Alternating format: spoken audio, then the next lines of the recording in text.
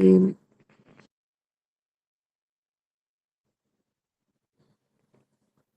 أعوذ بالله من السميع العليم من الشيطان الرجيم بسم الله الرحمن الرحيم ربي أدخلني مدخل صدق وأخرجني مخرج صدق واجعل لي من لدنك سلطانا نصيرا رب اشرح لي صدري ويسر لي أمري واحلل عقدة من لساني يفقهوا قولي اللهم فقهني في الدين اللهم ألهمني رشدي وأعوذني من شر نفسي تبارك الله العظيم السلام علیکم ورحمۃ اللہ وبرکاتہ۔ آج ہمارا جو سیشن ہے وہ توحید کے متعلق ہے، اور اس کی سب سے پہلے ہم بیسک سمجھیں گے اور اس کے بعد اس کی جو ڈیپتھ ہے اس کو جاننے کی کوشش کریں گے کہ توحید کی جو اصل ضرورت ہے وہ اتنی زیادہ کیوں ہے انسان کو، اور اس سے بھی زیادہ بات یہ امپورٹنٹ ہے کہ جس اسلام کو ہم لوگ مانتے ہیں اس کی جو بنیاد ہے، اس میں پہلا جو رکن ہے وہ توحید ہے۔ تو اگر ہمیں سمجھ نہیں آئے گا کہ توحید کی کیا اہمیت ہے اور توحید ہمارے لیے کیوں اتنی امپورٹنٹ ہے اور اصل توحید کسے کہتے ہیں، تو ہم اسلام کی روح سے واقفیت حاصل نہیں کر سکیں گے، یعنی کہ اس سے فیملیئر نہیں ہو سکتے، اس کو انڈرسٹینڈ نہیں کر سکتے۔ تو ٹھیک ہے، آگے لے کے چلتے ہیں انشاءاللہ۔ اور یہ ہماری سلائیڈ ہے جو ہماری سسٹر ادیبہ ہے وہ اسے شیئر کریں گی۔ تو سب سے پہلا جو پارٹ ہے جو اس کا نام ہے توحید، ہم یہیں سے سٹارٹ کرتے ہیں اپنے سیشن کو۔ آپ لوگ مجھے سے کوئی بھی کنفرم کر دے کہ میری آواز آپ لوگ کو بالکل کلیئر آ رہی ہے؟ اینی بڈی آ پلیز رہی ہے۔ کنفرم۔ اوکے اوکے، بہت شکریہ، جزاک اللہ خیر۔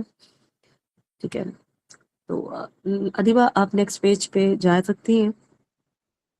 اوکے، دیکھیے لکھا ہوا ہے توحید، ایسے تو اردو میں لکھا ہوا ہے، اور اگر آپ اس کو غور کیجئے تو آپ کو اس میں تا واو ہا یا دال، یہ 5 حروف آپ کو دکھ رہے ہیں، لیکن جب ہم عربک گرامر پڑھتے ہیں تو اس میں اس کے روٹ لیٹرز ہوتے ہیں، انگلش میں بھی روٹ لیٹرز ہوتے ہیں اور عربی میں بھی روٹ لیٹرز ہوتے ہیں، مطلب وہ جو الفاظ جس کو ہم پڑھ رہے ہیں وہ اصل میں اس کی جڑ کیا ہے، وہ کہاں سے نکلا ہے، کہاں سے ڈرائیو ہوا ہے۔ تو اس کی جو جڑ کے روٹ لیٹرز ہیں جنہیں ہم ان کا بیسک کہیں گے کہ کہاں سے یہ ورڈ ڈرائیو ہوا ہے، تو وہ ہے واو ہا اور دال، وحدہ۔ ٹھیک ہے، تو توحید کی بنیاد عقیدے پر ڈیپینڈ کرتی ہے، عقیدہ ہی توحید کہلاتا ہے، اور توحید اسلام کا یہ پہلا رکن ہے۔ تو سب سے پہلے آپ یہ سمجھیے کہ توحید کا لغوی معنی کیا ہے۔ لغوی کا انگلش میں مطلب ہوتا ہے لٹرل میننگ۔ ٹھیک ہے، لٹرل میننگ کیا ہے، تو اس کے 2 پارٹ ہم کر لیتے ہیں۔ پہلا پارٹ تو بہت آسان سے ہم بتا دیتے ہیں آپ کو کہ اس کا لٹرل میننگ ہوتا ہے یونیفائی کرنا، ٹھیک ہے، ایک بنانا یا کوموڈیٹ کرنا۔ کوموڈیٹ کا مطلب ہوتا ہے، کوموڈیٹ کا مطلب ہوتا ہے کنسولیڈیٹ، سوری، ایک ہوتا ہے کمبائن اور ایک ہوتا ہے کنسولیڈیٹ۔ ان سب کا میننگ ہوتا ہے کہ اکٹھا کرنا، کسی چیز کو جمع کرنا، جیسے بکھیر دیے کچھ بہت سارے بالز ایک جگہ، اور اس کے بعد آپ ان کو اپنے ہاتھوں سے سمیٹ کے ایک جگہ جمع کر لیجئے، اسے کہتے ہیں جمع کرنا۔ تو یہاں پر یونیفائی کر دی گئی ہے، کئی ساری چیزوں کو ایک جگہ جمع کر دینا مطلب ہوتا ہے وحدہ کا، جو اس کا روٹ لیٹر ہے۔ ٹھیک ہے، اب یہاں پر اللہ تعالیٰ کو ایک ماننا یا ایک جاننا، ٹھیک ہے، اور اس کے اوپر پختہ یقین کرنا، اس کے جو ایٹریبیوٹس ہیں، اس کے جو کیریکٹرسٹکس ہیں، اس کے اثر انداز ہونے تک، یہ آپ کا اس کا لٹرل میننگ نکل کے آتا ہے، جو جرنل سب جگہ عام ہے۔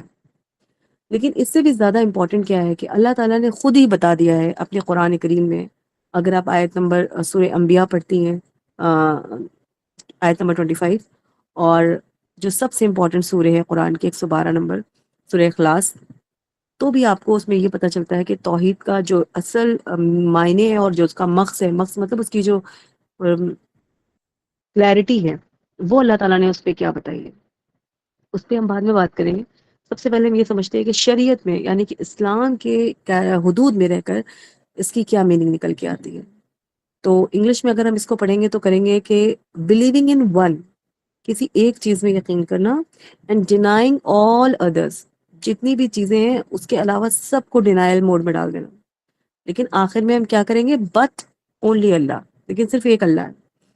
یعنی کہ کوئی شخص کی کوئی بھی عبادت یا یقین رکھتا ہے اس بات کا کہ اللہ کے علاوہ کوئی بھی معبود نہیں ہے، جیسے کہ ہم لوگ توحید کے نام پر کیا پڑھتے ہیں، کلمہ پڑھتے ہیں، لا الہ الا اللہ محمد رسول اللہ۔ تو لا کا مطلب ہی ہوتا ہے کہ ہم ڈینائی کر رہے ہوتے ہیں پہلے ہر چیز کو، اور اس کے بعد ہم اس کو یقین کے ساتھ ڈینائی کرتے ہیں، اور ہم یہ مانتے ہیں کہ کوئی بھی الہ نہیں ہے، یعنی کہ کوئی بھی معبود نہیں ہے۔ معبود کا مطلب جس کی ہم عبادت کرتے ہیں۔ اور اس کے بعد وہ شخص جو کسی بھی معبود کو ڈینائی کرتا ہے، اور اس کے بعد اس یقین کے ساتھ وہ اللہ کا نام لیتا ہے کہ اللہ کے علاوہ کوئی بھی معبود نہیں ہے، تو اس کا مطلب کہ وہ توحید کو سمجھ چکا ہے اپنے شعور پہ۔ اور اسی کے لیے رسول اللہ صلی اللہ علیہ وسلم نے جنت کی بشارت دی ہے۔ یہ نہیں کہا دوزخ سے بچا لیا گیا، یہ کہا کہ جنت میں داخل کر دیا گیا، مطلب جنت اس کے لیے واجب ہو جائے گی۔ اکثر آپ نے سنا ہوگا لوگ بولتے ہیں کہ کسی کے دل میں کے دانے برابر بھی توحید اگر ہے، مطلب اس نے دل کے سخت دل سے، سچے دل سے اگر اس نے کلمات طیبہ پڑھا ہے، تو وہ جنت اس کے لیے واجب ہو گئی، وہ جنت میں جا کے رہے گا، ٹھیک ہے۔ تو اس کا مطلب یہ ہوتا ہے، یہ نہیں ہوتا کہ وہ دوزخ سے بچا لیا گیا، بلکہ یہ کہا گیا کہ جنت میں ڈال دیا گیا، یعنی کہ ایک پروسیس ہوگا اس کی، جب آخرت میں جائے گا وہ، تو اس کے اعمال تولے جائیں گے، نیک اعمال، برے اعمال، تو جو بھی اس کی سزائیں ہوں گی وہ لے کے جائے گا۔ اس کے بعد آخر میں کیا ہوگا، جب کلمہ طیبہ کو ونگ کیا جائے گا، مطلب اس کو تولا جائے گا، تو اس کی وجہ سے کیا ہوگا، وہ اس کو جنت میں ڈال دیا جائے گا آخر میں۔ اب اس کے علاوہ ہم آگے بڑھتے ہیں۔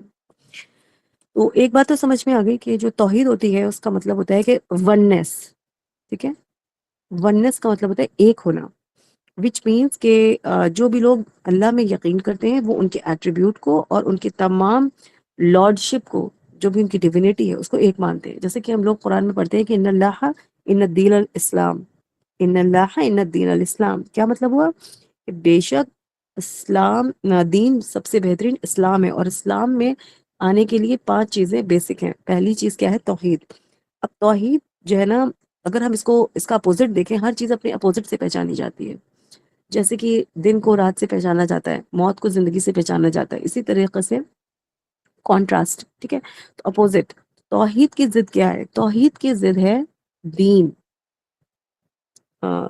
توحید کا مطلب ہو گیا جو دین کو فالو کر رہا ہے، اور دین کی کیا ضد ہو گئی؟ طاغوت۔ طاغوت سے مراد یہاں پر شرک بھی بہت سارے لوگ لیتے ہیں، لیکن ہم یہاں پر توحید کو ڈسکس کر رہے ہیں، تو ہم یہاں پر طاغوت کو لے کر کے نہیں آئیں گے، کیونکہ ہم دین کی بات نہیں کر رہے، لیکن دین ریلیٹڈ ہے توحید سے، کیونکہ دین کا پہلا رکن کیا ہے؟ توحید ہے۔ اس وجہ سے تو ایک پیڑ بنا لیجئے اپنے ذہن میں، اور ایک پیڑ کی 2 طرف شاخائیں بنا دیجئے۔ شاخاؤں مطلب اس کی برانچز بنا دیے۔ تو ایک آپ کا جو شاخائیں ہیں رائٹ سائڈ سپوز کیجئے، وہ آپ کی طیبہ ہے۔ طیبہ کا مطلب ہو گیا پاکیزہ، جس میں آپ ساری جتنی بھی گڈ ڈیڈس ہیں وہ سب آپ کرتے ہیں۔ جیسے کہ آپ کوئی نیک صالح عمل کرتے ہیں، کوئی نیکی کرتے ہیں، کوئی ہدایت آپ کو ملتی ہے، کوئی خیر آپ کو ملتی ہے۔ جیسے کہ اللہ تعالیٰ نے کہا کہ دنیا میں جتنے بھی بنی آدم پیدا ہوتے ہیں وہ سب دین فطرت پر ہوتے ہیں، یعنی کہ وہ پیدائشی اللہ تعالیٰ کے ماننے والے ہی ہوتے ہیں، توحید پرست ہوتے ہیں۔ لیکن ان کے ماں باپ ان کو کیا بنا دیتے ہیں، یہ ان کی پریکٹس پہ ڈیپینڈ کرتا ہے، ان کے ماحول پہ ڈیپینڈ کرتا ہے کہ ان کو ہندو بناتے ہیں، ان کو مجوسی بناتے ہیں، ان کو جو بھی وہ ریلیجن فالو کرتے ہیں وہ اس میں اس کو ڈھال دیتے ہیں۔ اسی طریقے سے جو دوسری طرف لیفٹ سائڈ کا جو آپ کا پیڑ ہے، مطلب جو اس کی برانچز ہیں، وہ اگر آپ دیکھیے تو آپ کو پتہ چلے گا کہ اس میں ایک ساری کی ساری جو برائیاں ہیں وہ اس میں شامل ہو جاتی ہیں۔ اس میں بھی برائیوں میں بھی کیا ہوتی ہیں؟ آپ کے عقائد آتے ہیں، آپ کے خیال ہوتے ہیں، آپ کے عمل ہوتے ہیں، اور آپ کی گمراہیاں ہوتی ہیں، آپ کے اخلاق ہوتے ہیں، آپ کی ریاکاریاں ہوتی ہیں۔ یہ ساری دونوں طرف کی جو اچھائیاں اور برائیاں، ان کی جو مین اسٹریم ہے وہ توحید کی مس انڈرسٹینڈنگ کی وجہ سے آتی ہے۔ اگر کسی انسان نے بہت نیکی کری ہے، لیکن اگر اس کے اندر توحید کی سمجھ نہیں ہے، تو اس کی نیکی کا اس کو کوئی بھی صلہ آخرت میں نہیں ملے گا۔ مطلب ہر نیکی ڈیپینڈ کرتی ہے اس کے ایمان پر، اور ایمان کا بیسک لیول ہے توحید۔ یہاں تک میرے خیال سے کلیئر ہوا ہوگا۔ اب اس چیز کو تھوڑا سا ہم اور الیبوریٹ کرتے ہیں۔ جو جرنل ڈیفینیشنز ہیں توحید کی، اس میں یہ کہا جاتا ہے کہ توحید کے 3 پارٹ میں ڈیوائیڈ ہوتی ہے۔ آپ اس کو آگے لے کے جائیے ادیبہ سلائیڈ کو۔ ایک ہے آپ کی توحید ربوبیت۔ جب ہم لوگ سورہ فاتحہ پڑھتے ہیں تو اس میں سب سے پہلے جو لائن ہے اس میں کیا آتی ہے کہ الحمدللہ رب العالمین۔ اب یہاں پر جو رب العالمین ہے، اس میں جو رب ڈیفائن ہوا ہے نا، وہی والی ربوبیت ہے۔ تو جب قرآن میں اللہ تعالیٰ نے سٹارٹ کیا اپنے انٹروڈکشن میں، تو اپنے آپ کو رب کے نام سے انٹروڈیوس کرایا، ٹھیک ہے۔ یہاں پر یہ رب اس لیے انٹروڈیوس کرایا ہے کیونکہ تمام عالمین، مطلب کہ جتنے بھی عالم کائنات میں جتنی بھی چیزیں ہیں وہ سب اللہ کی مخلوقات ہیں، اور ان سب کی نرچرنگ، مطلب ان کو پالنے کی ذمہ داری، ان کی ساری ضروریات اور ان کی جتنی بھی چیزیں ان کو مینیج کرنا ہے، کیا جیسے کہ سیارے ہیں وہ چل رہے ہیں نہیں چل رہے ہیں، کیڑے ہیں مکوڑے ان کا کھانا پینا، واٹ ایور اٹ از، ان سب چیز کی ذمہ داری اللہ تعالیٰ نے اپنے اوپر لی ہے، اور انہوں نے کہا ہے کہ میں ان سب کا رب ہوں، میں ہی ان کو پالنے والا ہوں، پوری کائنات میں جو کچھ بھی ہے۔ تو یہ اللہ تعالیٰ کی ایک ربوبیت ہے، اور یہ کیا ہے؟ ان کی پرسنل ہے، پرسنل مطلب ذاتی۔ اور کچھ لوگ کہتے ہیں کہ ایک ہے اللہ تعالیٰ کی اسماء و صفات۔ اسماء و صفات کا مطلب ہوتا ہے کہ ان کے ڈفرینٹ ڈفرینٹ ایٹریبیوٹس ہیں، ڈفرینٹ ڈفرینٹ نیمز ہیں، اور یہ ان کے کام کے لیے ہے۔ جیسے کہ ہم لوگوں کے پاس بھی ایک ہم ہیں اور ایک ہماری پرسنل انر چیزیں ہیں، حالانکہ ہمارے ساتھ ان کا کوئی کمپیریزن نہیں ہے، لیکن ہمارے پاس کچھ ایٹریبیوٹس ہیں، جیسے کہ ہم بول سکتے ہیں، سن سکتے ہیں، سمجھ سکتے ہیں، دیکھ سکتے ہیں، کھا سکتے ہیں، بہت سارے ایٹریبیوٹس ہیں۔ اسی طریقے سے اللہ تعالیٰ کے بھی بہت سارے ایٹریبیوٹس ہیں، لیکن ان تمام ایٹریبیوٹس کے جتنے بھی ریلائبلٹی ہے، جو بیس ہے ان کا، ان کے جو افعال ہے کام کرنے کے، تو ہمارے لیے ہمیں اگر دیکھنا ہوگا تو ہم کیا کریں گے؟ آنکھیں کھولیں گے، اور آنکھوں میں روشنی ہونی چاہیے تب تم دیکھ پائیں گے، یا باہر کی دنیا میں روشنی ہونی چاہیے، ورنہ اگر اندھیرا ہے، میری آنکھیں ٹھیک ہے تب بھی ہم نہیں دیکھ سکتے۔ مطلب وہ آنکھیں ہیں لیکن پھر بھی آنکھوں میں وہ صفت موجود نہیں ہے کہ اندھیرا ہو اور ہم دیکھ لیں۔ The point. اسی طریقے سے ہمارے کان ہیں، ہم سن سکتے ہیں، لیکن بہت ساری سلو آوازیں، جیسے چیٹیاں آپس میں کیا باتیں کرتی ہیں، ہمیں نہیں سنائی پڑتی ان کی باتیں۔ اسی طریقے سے بہت ہائی لیول ساؤنڈز جو بہت دور کہیں ہو رہے ہوں گے، لیکن ہمارے کان وہاں کی وسعت نہیں لے سکتے، بہت دور کی آواز ہمیں نہیں آتی ہے۔ اسی طریقے سے ہماری جتنی بھی صفات ہیں وہ سب لمیٹڈ ہیں، ٹھیک ہے؟ یہ ہم نے کامن چیزیں اس لیے بتائیں کیونکہ یہ آسانی سے آپ ریلیٹ کر سکتی ہیں، لیکن اللہ تعالیٰ کا نام جو البصیر ہے، السمیع ہے، یا اس طریقے سے ان کے جتنے بھی نام ہیں، تو ان کی جو وضاحت ہے وہ ایسا لگتا ہے بظاہر کہ ہم سے ریلیٹ ہو رہی ہے، لیکن وہ ایک دم کمپلیٹ ہے۔ مطلب وہ ان کی ذاتی بھی ہے اور وہ ان کی کمپلیٹ بھی ہے۔ اور افعال کا مطلب ہوتا ہے کام کرنے کے لیے، جیسے ہمیں کسی چیز کے لیے حکم دینا پڑتا ہے، کوئی کام کرنے کے لیے ہمیں آنکھوں کو کھولنا پڑے گا تب میری آنکھیں آگے چیزوں کو دیکھیں گی، ہمیں اپنے منہ کو کھولنا پڑے گا تب ہم بول پائیں گے یا کھا پائیں گے، ٹھیک ہے؟ لیکن اللہ تعالیٰ کے لیے کیا ہے؟ صرف وہ کہتے ہیں کن اور وہ ہو جاتا ہے، ان کو کسی چیز کے اسباب کی ضرورت نہیں ہے۔ مطلب کسی افعال مطلب ہو گیا کام کرنے کے لیے، کسی بھی کام کو کرنے کے لیے جس چیز کی ضرورت ہے اس اسباب کی انہیں کوئی بھی ضرورت نہیں ہے، وہ ان تمام چیزوں سے کیا ہے؟ پاک ہے۔ یہ امپورٹنٹ بات ہے۔ اور تیسرا پوائنٹ ہوتا ہے الوہیت۔ ابھی ہم آپ کو اس کو اور تھوڑا سا الیبوریٹ کریں گے تاکہ اور اچھے سے آپ کو سمجھ میں آئے، کیونکہ اللہ تعالیٰ نے خود ہی اپنے آپ کو قرآن میں بہت جگہ ڈفرینٹ ڈفرینٹ انداز میں آپ کو کلیئر کیا ہے کہ آپ میرے بارے میں جب پڑھیے سنیے اور اس کے پیچھے عقائد رکھیے تو آپ کی کلیئرٹی بڑھتی چلی جائے گی، کیونکہ اصل علم جو ہے نا وہ اللہ کی ذات کو پہچاننا ہے، یعنی کہ معرفت الہی جتنی زیادہ ہوگی، آپ کو اللہ تعالیٰ کے بارے میں جتنا زیادہ علم ہوگا، آپ کا جو توحید کا عقیدہ ہے وہ اتنا ہی زیادہ کلیئر ہوتا چلا جائے گا، اور وہ آپ کے علم کی وسعتوں کو بڑھا دے گا۔ جیسے ایک جگہ پہ اللہ تعالیٰ نے فرمایا ہے وَلَا شَيْءٍ مِثْلُهُ، کہ میری جس کائنات میں جتنی بھی چیزیں، اس سے ان کسی بھی شے کو ان کے ساتھ کمپیئر نہیں کیا جا سکتا۔ مطلب اللہ نے خود ہی بتا دیا کہ میری ذات، مطلب خود اللہ سبحانہ وتعالیٰ کی جو ذات ہے وہ کسی چیز کی لائک وائز نہیں ہے، کسی چیز کی مثل نہیں ہے، کسی چیز سے اس کی مثال نہیں دی جا سکتی۔ جیسے کہ کوئی یہ کہے کہ بروسلی بہت طاقتور ہے، یا کوئی بھی پاورفل، سپوز کیجئے آج کل کے کوئی بھی بڑے بڑے ریسلرز ہیں، ان کے 100,000 گنا کروڑ گنا طاقت کر دی تو اتنے اللہ تعالیٰ ہیں، ایسا نہیں ہو سکتا۔ کسی بھی شے سے، کسی بھی چیز سے ان کا کمپیریزن نہیں ہو سکتا۔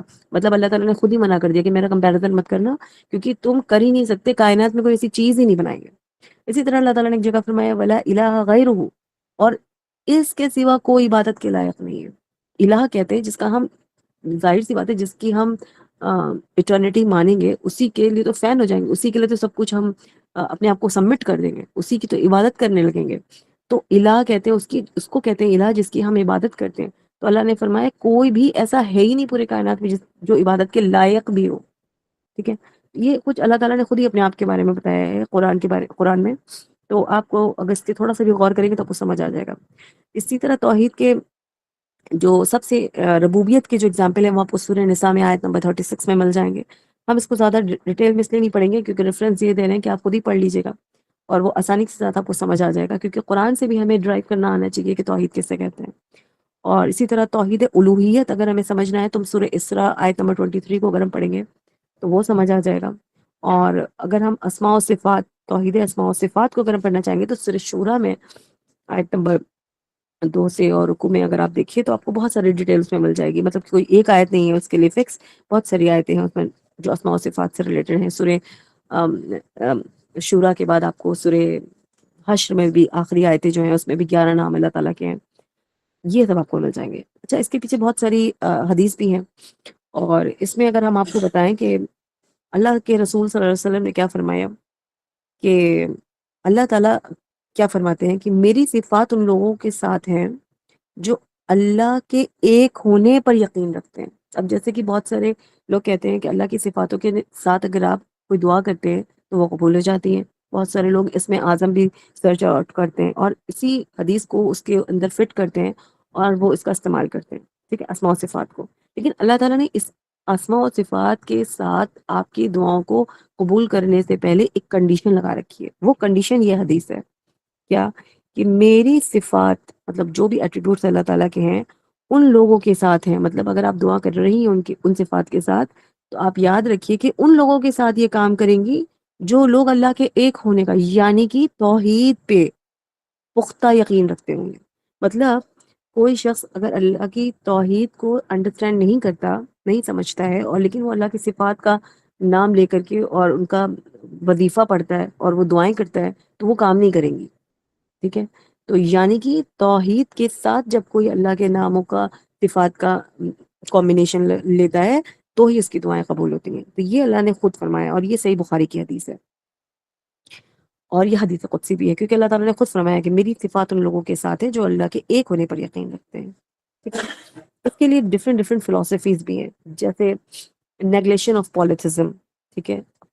پولیتھزم سے کیا مراد ہے یہاں پہ کہ اللہ تعالیٰ کہتے ہیں کہ سب سے پہلے تو توحید کے لیے کیا چیزیں امپورٹنٹ ہیں وہ آپ سمجھ لیجئے. کیا شرک کی نفی کرنا بہت امپورٹنٹ ہے. مطلب انہوں نے کائنات کو ایک دم ایک ماڈل کی طرح پیش کیا اور انسان سے کہا کہ کیا تم نہیں دیکھتے ہو کہ اگر اس کائنات کو چلانے والے 2 لوگ ہوتے تو اس کا کیا ہوتا، نظام ڈسٹرب ہو جاتا. تو اللہ کے ساتھ تمہیں کسی اور کو شریک نہیں کرنا ہے، یعنی کہ ایک ہی اللہ ہو اور کئی خدا نہ ہو، تاکہ تمہارے نظام جو چل رہے ہیں کائنات کے، سورج کا نکلنا اور چاند کا نکلنا اور بارش کا ہونا اور موسم تبدیل ہونا اور سیاروں کا اپنے اس میں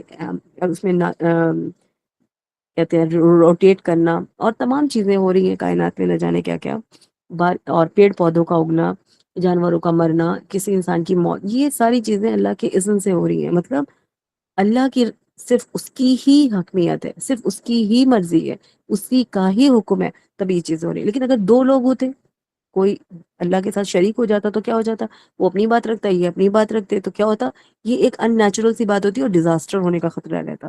تو اللہ تعالیٰ نے خود ہی اس کو قرآن میں کہہ دیا کہ سب سے پہلے توحید کو قبول کرنے کے لیے کیا چیز امپورٹنٹ ہے، شرک کی نفی. جیسے کہ ہم لوگ کلمہ طیبہ میں دیکھتے بھی ہیں کہ سب سے پہلے نفی کا الفاظ استعمال کیا گیا ہے، یعنی کہ لا، نہیں، ٹھیک ہے.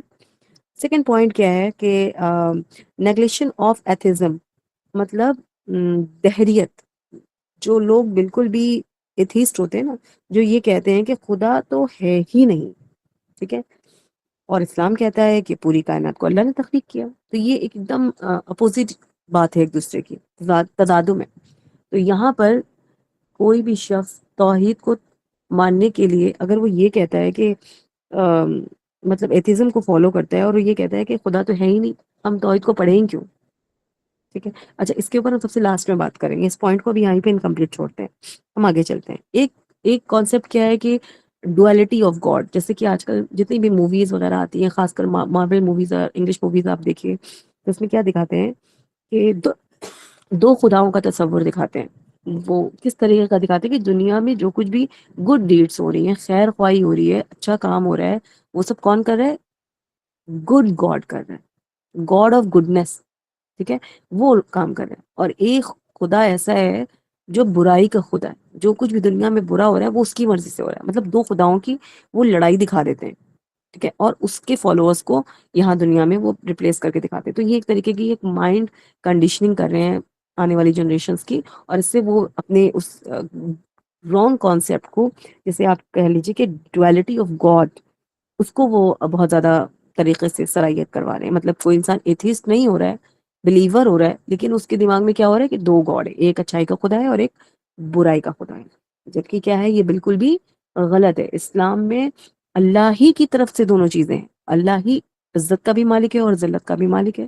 اللہ ہی موت کا بھی مالک ہے اور زندگی کا بھی مالک ہے. اللہ ہی کی طرف سے خیر بھی ہے، اللہ ہی کی طرف سے شر بھی ہے. اللہ ہی نے شیطان کو بنایا ہے، اللہ ہی نے انسان کو بنایا ہے، اللہ ہی نے فرشتے بنائے ہیں. یہاں پر یہ سب کچھ ہم لوگ کس کی طرف منسوخ کرتے ہیں؟ اللہ کی طرف کرتے ہیں. لیکن ان لوگوں نے کیا کیا ہے، اپنی سوچ کے اکارڈنگ ڈوالٹی آف گاڈ کو پریزنٹ کر دیا ہے. تو یہاں پر بھی کوئی میچ نہیں ہے. ٹھیک ہے، یہ بھی بالکل ایک غلط کانسیپٹ ہے. اور کچھ لوگ اس میں کیا کرتے ہیں کہ اس کی جو برائی ہے اس میں کمپٹیشن کرانا شروع کر دیتے ہیں کہ دنیا میں اچھا کرنے سے کیا فائدہ ہوتا ہے. جو لوگ اچھا کرتے ہیں ان کے ساتھ تو اور برائی ہوتا ہے، لیکن جو برا کرتے ہیں ان کے ساتھ اچھا ہی اچھا ہوتا چلا جا رہا ہے. تو وہ سوچتے ہیں کہ برائی والا جو خدا ہے وہ زیادہ پاورفل ہے، تو وہ کیا کرتے ہیں، اپنے آپ کو اس طرف ریوالو کر دیتے ہیں. اور پھر ان کے اندر دکھنے میں لگتا ہے کہ ان کی سیلف اسٹیم بھی ہائی ہے، ان کا کریج بھی بہت زیادہ ہے، اور ان کے پاس پاور بھی بہت ہے. وہ جو چاہتے ہیں وہ کر لیتے ہیں، اور by hook by crook like, کیونکہ ان کی بلیف سسٹم کریکٹ کر دیا گیا. مطلب ان کو توحید کی راہ سے مس گائڈ کر دیا گیا. ٹھیک ہے. اچھا، اب ہم ایک سوال اور پوچھتے ہیں کہ ابھی ہم نے اس سے پہلے آپ کو وحدہ کے بارے میں بتایا تھا، لیکن ایک الفاظ اور بھی ہے جسے ہم کہتے ہیں وحدت. وحدت، واو ہا دال تا، اور ایک ہوتا ہے توحید. تو وحدت اور توحید میں یہ جو تینوں چاروں چیزیں بھی ہم نے اوپر سے نیچے تک پڑھی ہیں آپ کے سامنے، مطلب آپ کو ایکسپلین کری ہیں. تو اگر آپ اس کو غور کیجئے تو وحدت کون سی ہے؟ دہریت، وحدت، یہ بہت میچ کر رہا ہے چیزیں. اگر آپ غور کیجئے تو آپ کو پتہ چلے گا کہ جو لوگ بھی اسلام کو نہیں مانتے، توحید انہوں نے نہیں پڑھی ہے اسلامک پوائنٹ آف ویو سے، لیکن پھر بھی وہ ایک انرجی میں، ایک گاڈ میں، ایک ایشور میں بلیو کرتے ہیں.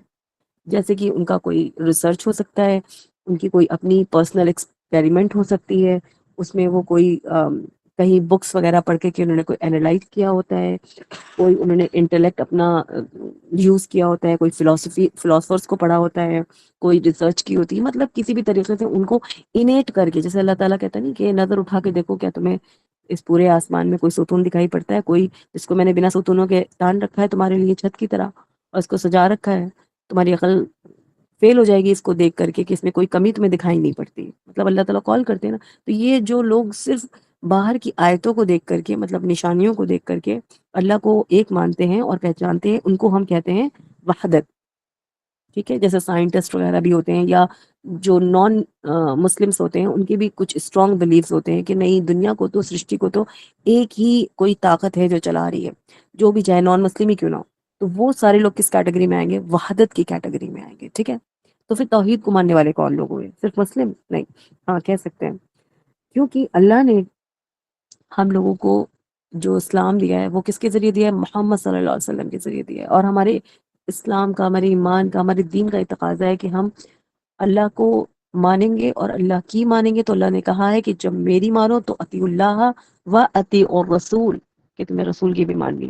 تو جیسے ہی ہمارے ذہن میں محمد صلی اللہ علیہ وسلم کا خیال آتا ہے اور ان کا جو نام آتا ہے، اور جب ہم ان کو پڑھتے ہیں اور انہوں نے کہا ہے کہ اللہ ایک ہے اور ایمان بالغیب ہے، ٹھیک ہے، بنا ان کو دیکھے ایمان لانا ہے، جو چیزیں انہوں نے بتائی ہیں ان سب پر.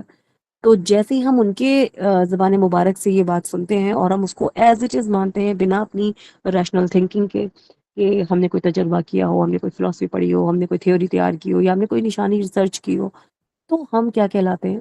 توحید پہ عمل کرنے والے کہلاتے ہیں. ٹھیک ہے. تو ہم کیا کہلاتے ہیں؟ سمعنا و اطعنا کرنے والے کہلاتے ہیں. تو یہ اصل توحید ہے، اسی کو ایمان کہتے ہیں. کلیئر؟ تو وحدت والے وہ لوگ ہیں جو عقل شعور کے ساتھ چیزوں کو صرف لیتے ہیں اور رسول اللہ صلی اللہ علیہ وسلم کی بات کو نہیں مانتے ہیں. اور وہ لوگ جو صرف رسول اللہ صلی اللہ علیہ وسلم کو مانتے ہیں، وہ توحید پرست ہوتے ہیں. ٹھیک ہے. لیکن جو دونوں عقل اور شعور کے ساتھ توحید کو سیلیبریٹ کرتے ہیں، ان کی ایک الگ ہی ویلیو اللہ کی نظر میں ہوتی ہے، جیسے کہ حضرت ابراہیم علیہ السلام کی بن گئی تھی، کیونکہ وہ اللہ کے نبی تھے اور انہوں نے اللہ کو ویسے ہی مانا تھا، لیکن انہوں نے اپنے عقل شعور اور اپنی وحدت کے ساتھ اللہ کو قبول کیا تھا. تو اللہ تعالیٰ نے ان کو اور زیادہ قریب کر لیا. لیکن جو وحدت والے ہیں اکثر وہ توحید کو نہیں مانتے، لیکن جو توحید کو مانتے ہیں ان کے سامنے جب وحدت آتی تو وہ اس پہ غور ہی نہیں کرتے ہیں. دونوں ہی چیزوں میں امبیلنس نہیں ہونا چاہیے. ہمیں حضرت ابراہیم علیہ السلام کی طرح اللہ تعالیٰ کو شعور کے ساتھ پہچاننا چاہیے. ٹھیک ہے. تو بہت سارے لوگ توحید میں اور بھی 3 طریقے کی انہی جو ایٹریبیوٹس ہیں جن کو بھی ہم نے ڈسکس کیا. ادیبہ اس کو آگے لے جائیے. تو کچھ لوگ کہتے ہیں کہ توحید فی الذات ہے، توحید فی الافعال ہے جو آلریڈی ہم لوگ ڈسکس کر چکے ہیں، اور توحید فی صفات ہے.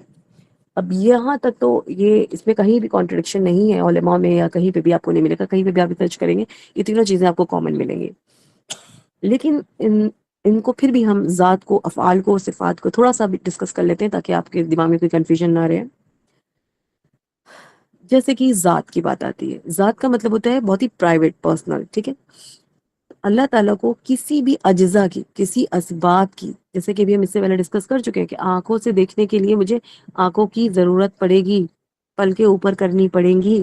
ٹھیک ہے. لیکن اور یہ تبھی ہم دیکھ پائیں گے، وہ لینس میری آنکھوں کے اندر کا صحیح ہونا چاہیے. ٹھیک ہے.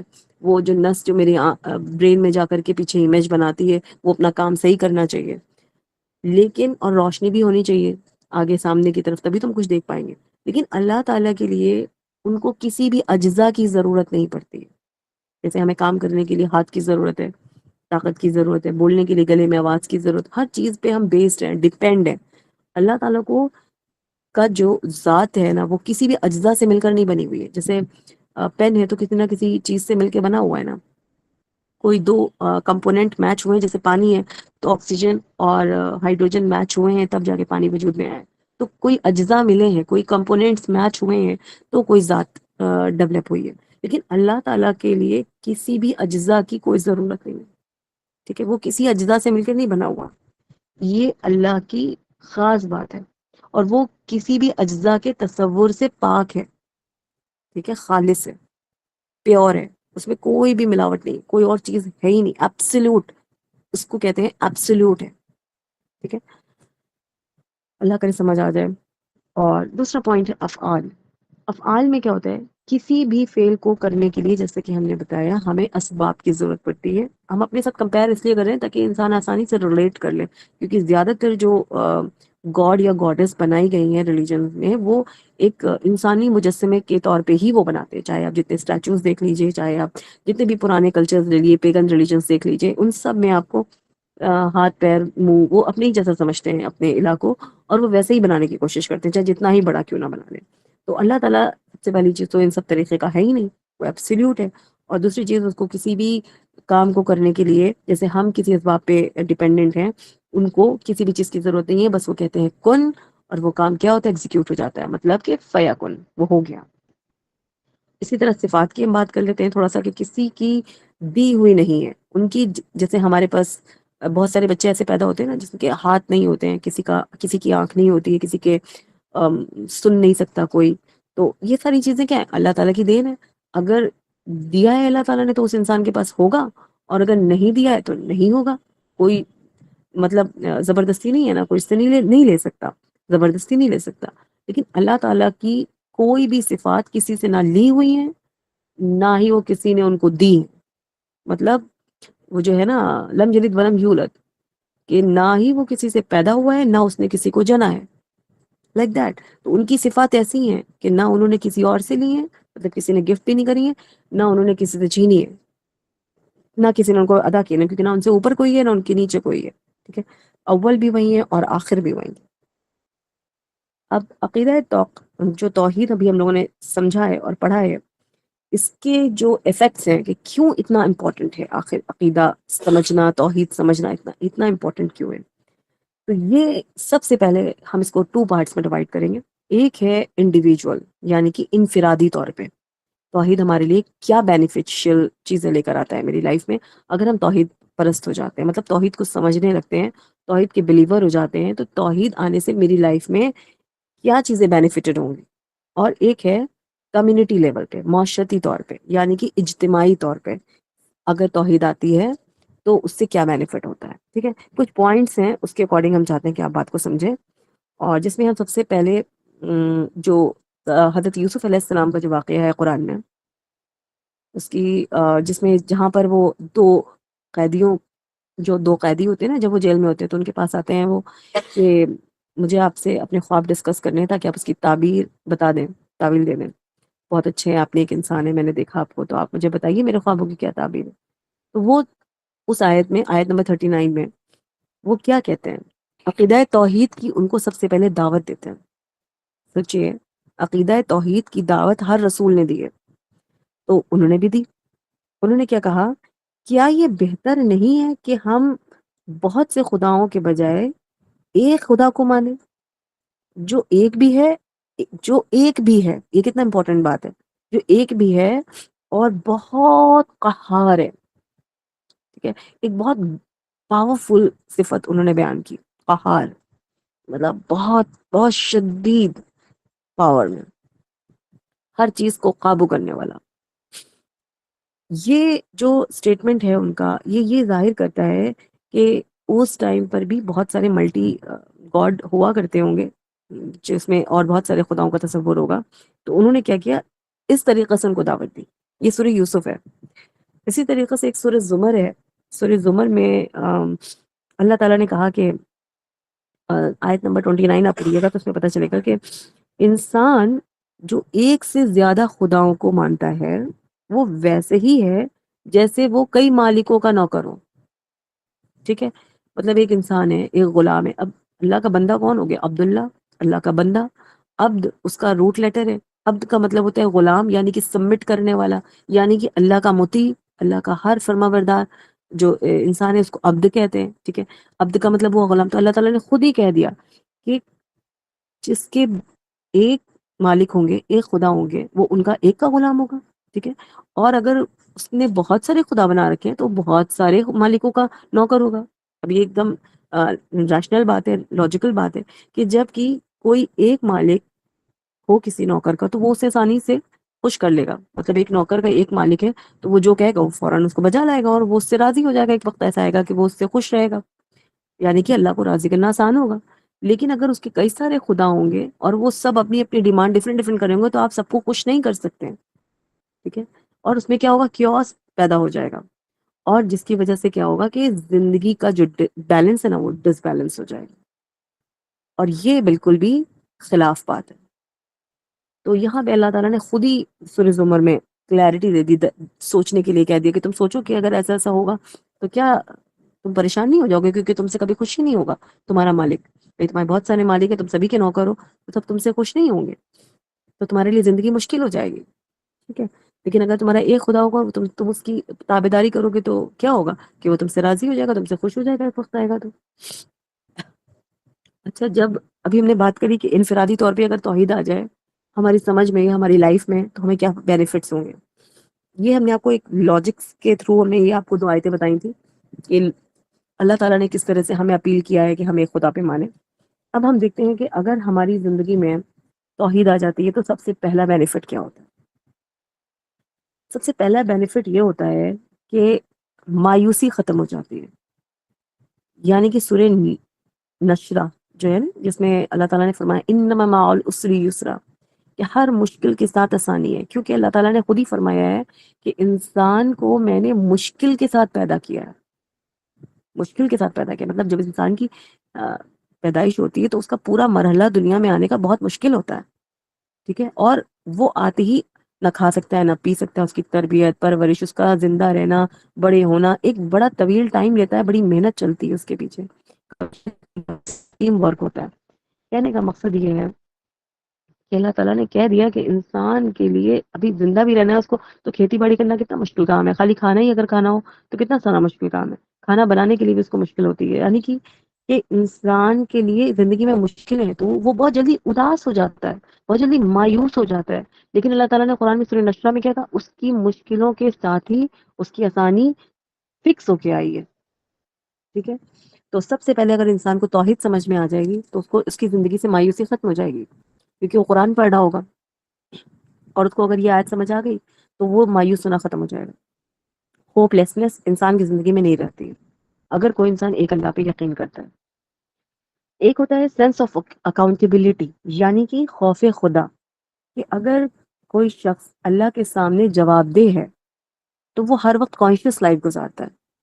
اگر اس کو یہ پتہ چل جائے کہ ایک وقت ایسا اللہ مجھے دیکھ رہا ہے، اور اللہ مجھے میرے دل کے اندر جو خیال چل رہے ہیں، میری جو نیت ہے اس کی بھی خبر ہے، کیونکہ اللہ لطیف ہے، اور جو میں نے چھپ کے کام کیا اس کی بھی اس کو خبر ہے، کیونکہ وہ الخبیر ہے، اور اس کے وہ جو توحید کے الصفات والے جو نام ہے، اسماء اور الصفات، اگر وہ ان کے ذریعے اللہ کو پہچان چکا ہے تو وہ اکاؤنٹیبلٹی کو فیل کرنا شروع ہو جائے گا، اور وہ ایک کانشیس لائف گزارے گا، ٹھیک ہے، جس کی وجہ سے اس کے اندر کیا ہو جائے گا، خدا خوفی پیدا ہو جائے گی۔ لوگ اکثر کہتے نہیں تمہیں اللہ کا خوف نہیں ہے، تم کیا کر رہے ہو، تمہیں اللہ کا خوف نہیں، تم ایسے ظلم کر رہے ہو، یعنی کہ اس کے اندر اسماء و صفات جو اللہ کے ایٹریبیوٹس ہیں اس کو سمجھ نہیں ہے، یعنی کہ توحید کی سمجھ نہیں ہے، اس لیے اس کے اندر خدا خوفی نہیں ہے، ٹھیک ہے۔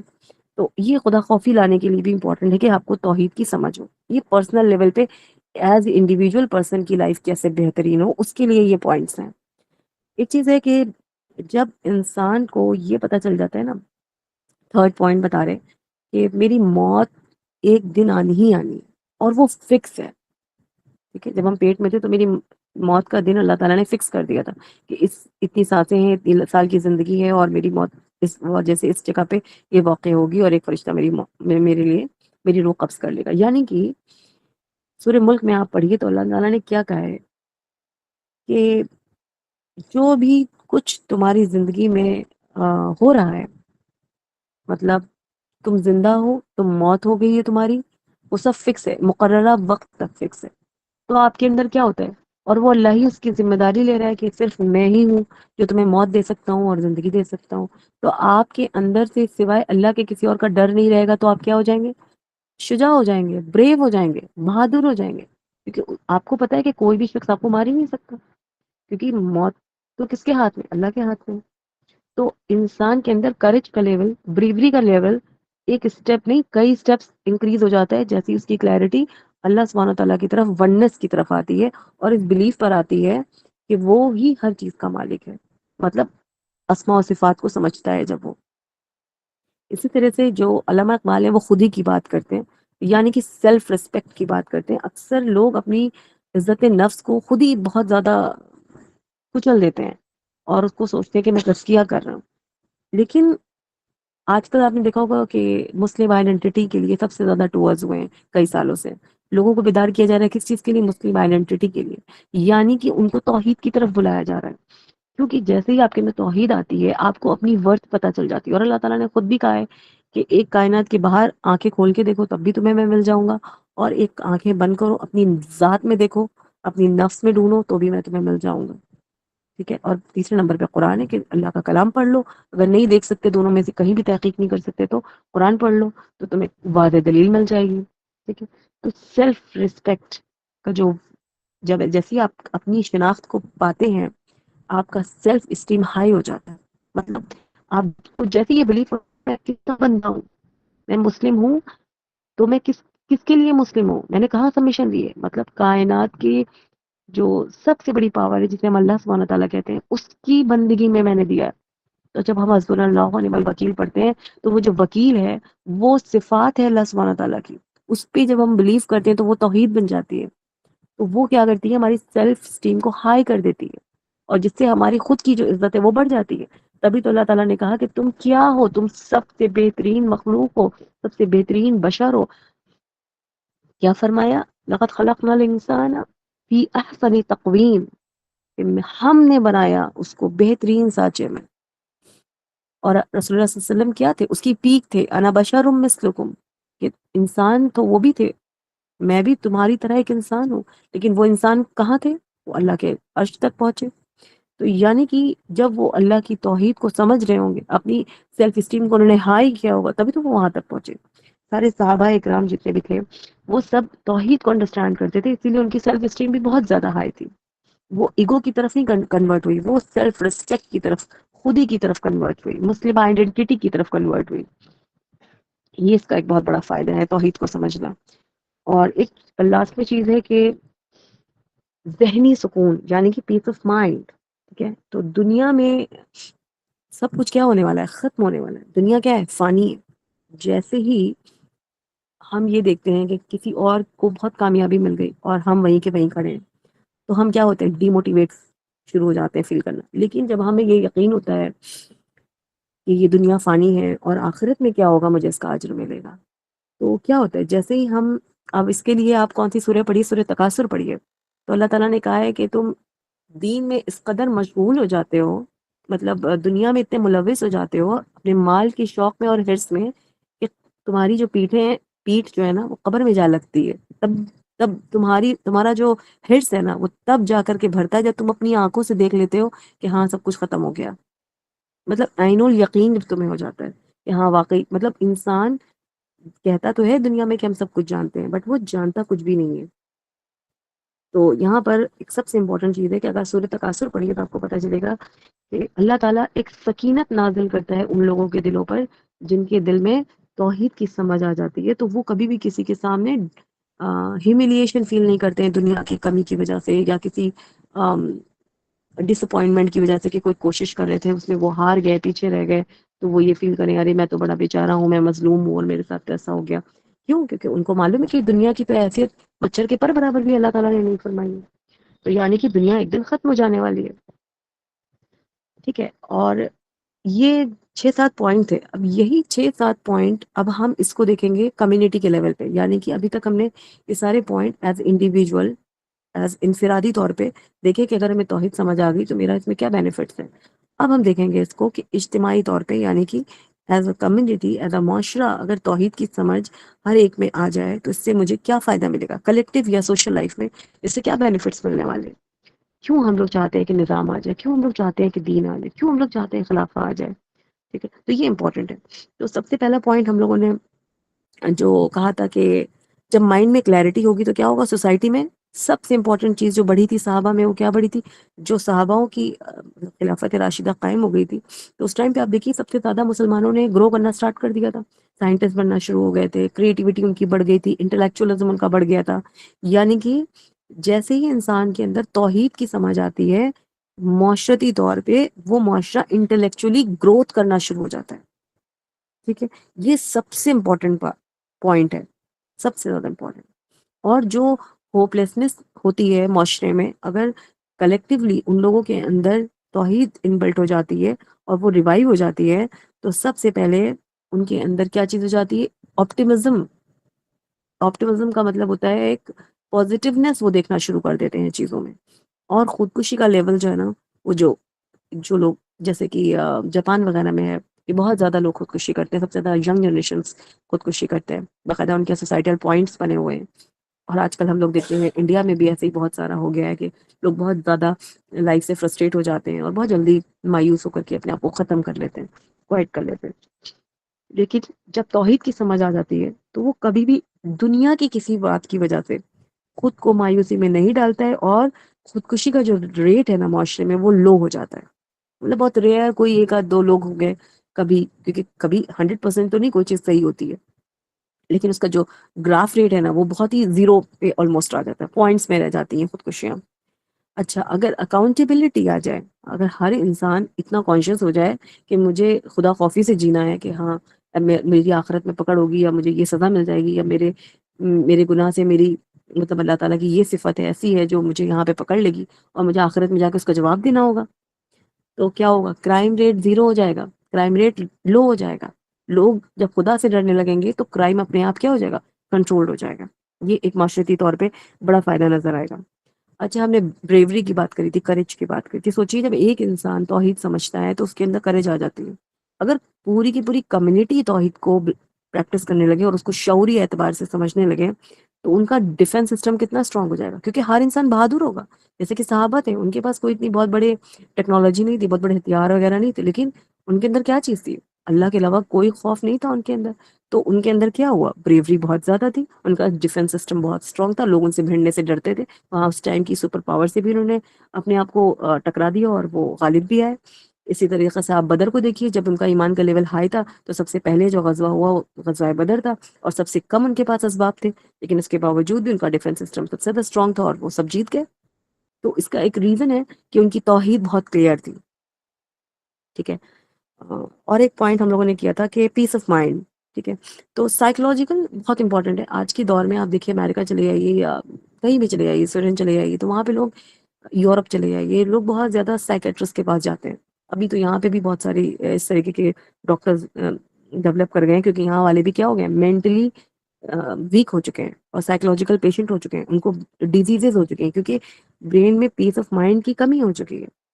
تو یہ جو ڈیزیزز ہیں, یہ توحید اگر آپ کے اندر آ چکی ہے تو یہ ڈیزیزز کم ہو جائیں گی, کیونکہ آپ کے اوپر کیا چیز آ گئی, سکینت طاری ہو جائے گی اللہ کی طرف سے. اور کیا ہوگا, کریٹیوٹی بڑھ جائے گی اور آپ انکریز کرنے لگیں گے اپنے آپ کو, مطلب آپ کی جو معاشرے کی جو فلفلنس ہے وہ بڑھ جائے گی. اور اس کا ایک بہترین اگزامپل ہے کہ بہت سارے جو بڑے بڑے سائنٹسٹ ہیں, جب آپ ان کے معاشرے کی آس پاس کی چیزیں دیکھیے, ایک دور ایسا آیا ہے جس میں لوگوں نے صرف کتابیں لکھی ہیں اور بہت سارے انوینشنس کیے ہیں, بہت ساری نئی نئی چیزیں ایجاد کی ہیں, مطلب انفینشنس کی ہیں, مطلب ایک ادارے بھی ڈالے ہیں پڑھانے کے. مطلب یہ کہ ان کی لائف میں ایک اتنا سکون دکھتا ہے کہ نہ کوئی لڑائی ہو رہی ہے, نہ کوئی شرک کا معاملہ ہے, نہ کوئی بدعت کا معاملہ ہے, اور نہ کوئی فرقہ واریت کا معاملہ ہے. زیادہ سے زیادہ یہ ہے کہ یس, گولڈن ایج, ایبسولوٹلی. تو اس ایج میں کیا ہوا, کریٹیوٹی بڑھ گئی, اور وہ آج کی تاریخ میں ہم لوگ لوز کر چکے ہیں کہ مسلمانوں نے پچھلے کئی سالوں سے کوئی بھی بڑا اچیومنٹ نہیں کر کے دیا. ٹھیک ہے, کیونکہ ہم لوگوں نے کیا کیا, توحید کو چھوڑ دیا. نہ اس کی سمجھ ہے, نہ اس کا شعور ہے, نہ اس کو صحیح اینگل سے ایکسپلین کرتے ہیں, نہ اس کے فائدے بتاتے ہیں, نہ انڈیویجول لیول پہ, نہ کمیونٹی لیول پہ. کچھ انڈیویجول لیول پہ ہیں بھی تو ان کو یہ نہیں معلوم ہے کہ اس کو کمیونٹی لیول پہ کیسے لے کے جانا ہے. اور اس کو اگر ہم دیکھیں تو علامہ اقبال نے بہت ہی خوبصورت انداز میں اپنے شعر میں وہ بات کہی بھی ہے, اور اکثر ڈاکٹر اسرار احمد بھی سے پڑھتے ہیں کہ وقت فرصت ہے کہاں کہ کام ابھی باقی ہے, نور توحید کا اتمام ابھی باقی ہے. اتمام کہتے ہیں وہی خلافہ کو, مطلب میجورٹی کو جوڑنے کو, اور نور توحید کا مطلب یہی ہو گیا کہ دین کی. نور توحید کا بھی دیکھیے یہاں پہ نام آیا, نور توحید انہوں نے استعمال ہی یہی کیا ہے, یعنی کہ کمیونٹی کے لیے امپورٹنٹ ہے کہ توحید کی کلیئرٹی ہو. یہ امپورٹنٹ بات ہے, یہی کام کرنا ہے. اور سیلف رسپیکٹ کے لیے بھی ہم نے آپ کو جیسے بتایا کہ اگر ایک انسان کی سیلف رسپیکٹ آ گئی تو اس کے اندر اتنی ساری چیزیں بڑھ جاتی ہیں, اتنا اس کو فائدہ ہوتا ہے. تو سوچیے اگر ہر ایک انسان کا سیلف رسپیکٹ بڑھ جائے, اس کا سیلف جو لو سیلف اسٹیم ہے اس ٹائم پر وہ ہائی سیلف اسٹیم میں کنورٹ ہو جائے, تو جو میجورٹی آف دا پیپل, جو سوسائٹی ڈیولپ ہوگی, وہ کتنی ہائی انٹلیکچوئلس کی, ہائی لیول کے کردار کی کیریکٹرسٹکس کے ساتھ لوگوں کی تیار ہوگی, جیسے کہ صحاباؤں کی تیار ہوئی تھی, جس کو ہم لوگ کہتے ہیں کہ ان سے اچھا دور تو کسی کا تھا ہی نہیں. وہ شخصیتیں تبدیل ہو گئی کیونکہ بیسکس ان کے بہت ہی کرسٹل کلیئر تھے. یہ ایک امپورٹنٹ بات تھی. اچھا, یہاں پہ جو ہے توحید کا جو چیپٹر ہے وہ ہمارا آلموسٹ کمپلیٹ ہو چکا ہے, لیکن ابھی ہمارا ایک اور ٹاپک اس کے ساتھ اٹیچ ہے, اور وہ یہ ہے کہ concept of God in different religions. Adiba, ہم چاہتے ہیں کہ آپ سلائڈس آگے پہنچائیں, اور ہم یہاں پہ تھوڑا سا بریک بھی لے رہے ہیں 1-2 منٹ کا. ہم چاہتے ہیں کسی کا کوئی سوال ہو تو پلیز وہ کنیکٹ کر لیں, اپنا سوال مجھ سے پوچھ سکتا ہے. اسماء و صفات ہٹا دیجیے, یہ ہو چکا ہے توحید کا. کانسیپٹ آف گاڈ لگا دیجیے, جی اس کے آگے بھی لگا دیجیے. یس, کانسیپٹ آف گاڈ. ہم نے اچھا بہت میجر ریلیجنس صرف لیے ہیں. ابھی ایک پوائنٹ ہم نے پیچھے چھوڑوایا بھی تھا آپ سے, دہریت والا, اس پہ بھی ہم بات کریں گے. کسی کا کوئی سوال ہو تو پلیز بات کر سکتا ہے. اینی ون, جو کچھ بھی ہم نے بتایا اس میں کوئی کنفیوژن, کوئی سوال آپ کا؟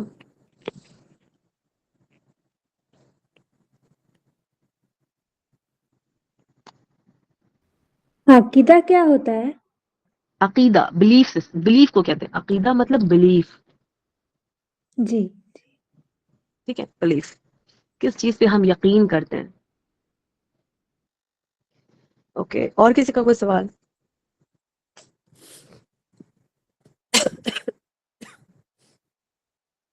اچھا دیکھیے,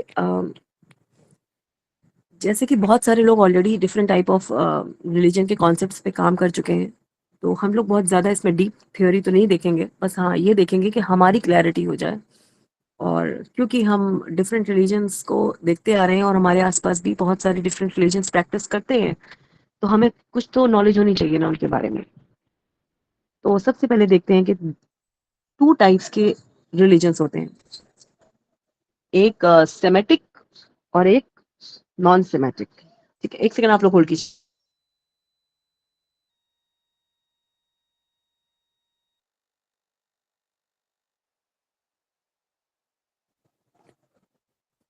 سیمیٹک ریلیجنس. تو سیمیٹک ریلیجنس آپ آگے بڑھائیے ادیبہ. سب سے پہلے سیمیٹک ریلیجنس کسے کہتے ہیں؟ دیکھیے یہ تو ابھی ہندوز میں ہم پہنچ گئے. دیکھیے مسلمان جیسے کہ بھی ہم لوگوں نے پورا توحید پڑھا تو ہم لوگوں کو پتہ ہے دنیا میں بہت سارے ریلیجن ہیں. ہندوازم بھی ایک ریلیجن ہے اور اس کے علاوہ جوڈائزم بھی ہے, اس کے علاوہ کرسچینٹی بھی ہے, بدھزم بھی ہے, سکھزم ہے, بہت سارے ریلیجن ہیں. لیکن جو میجر پلانٹ پہ پیپلز ہیں ماننے والے ریلیجنس کے, وہ سب سے زیادہ کرسچینٹی ہے, پھر مسلمس ہیں, پھر ہندوز ہیں, پھر اس کے بعد جوڈائزم ہے, اور آخر تک قیامت تک اللہ تعالیٰ نے قرآن میں جن 3-4 قوموں کا ایک ساتھ ذکر کیا ہے جو قیامت کے آخری دور تک رہیں گی, اس میں مسلم ہیں, یہودی ہیں, کرسچنس ہیں, اور ساتھ میں سائبین ہیں. یہ 4 میجر ریلیجن ہیں. اب ہو سکتا ہے کسی کو اتفاق ہو, یہ تو قرآن کی بات ہے. تو سیمیٹک ریلیجنس وہ ہوتے ہیں جو آخر تک رہیں, ٹھیک ہے. اور وہ سارے ریلیجن کس طرح آتے ہیں؟ جو پروفٹ ٹو پروفٹ آ رہے ہوتے ہیں. جیسے کہ ہم لوگ یہ سمجھ لیں کہ محمد صلی اللہ علیہ وسلم سے تک تو مسلمان ہیں, سوری الحمدللہ مسلم سے, لیکن مسلمس کے پہلے رسول اللہ صلی اللہ علیہ وسلم سے پہلے کون سے نبی آئے تھے؟ حضرت عیسیٰ علیہ السلام. تو حضرت عیسیٰ علیہ السلام کو ماننے والے کرسچنس ہیں, وہ بھی ایک پروفٹ کے تھرو آئے ہیں, ریلیجن ڈیولپ ہوا ہے. پھر عیسیٰ علیہ السلام سے اوپر پہنچ جائیں, موسیٰ علیہ السلام. موسیٰ علیہ السلام سے جو ریلیجن سٹارٹ ہوا ہے وہ یہودی کا سٹارٹ ہوا ہے, ان کو ماننے والے یہودی ہیں. عزیر علیہ السلام کو بھی یہودی بہت سارے مانتے ہیں, اس میں بھی سیکٹس ہیں, اس میں نہیں جائیں گے. لیکن یہ سارے کے سارے ریلیجن کسی ایک پروفٹ کو کامنلی فالو کرتے ہیں, یعنی کہ حضرت ابراہیم علیہ السلام. لیکن کچھ ایسے ریلیجن ہیں جیسے کہ ہندوز ہیں یا اور بھی دوسرے پیگن ریلیجنس ہیں یا اور بھی بہت سارے ریلیجنس ہیں جو ابراہیم علیہ السلام کے تھرو نہیں آئے ہیں وجود, ان سے بھی پہلے کے ہیں.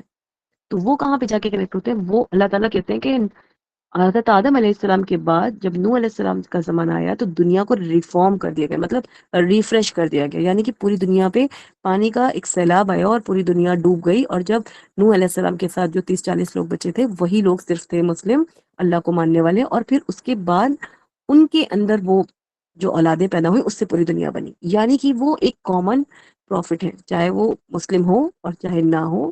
لیکن دنیا میں جتنے بھی لوگ ہیں وہ سب کس سے ریلیٹ ہو کے آ رہے ہیں؟ حضرت نوح علیہ السلام سے ریلیٹ ہو کے آ رہے ہیں.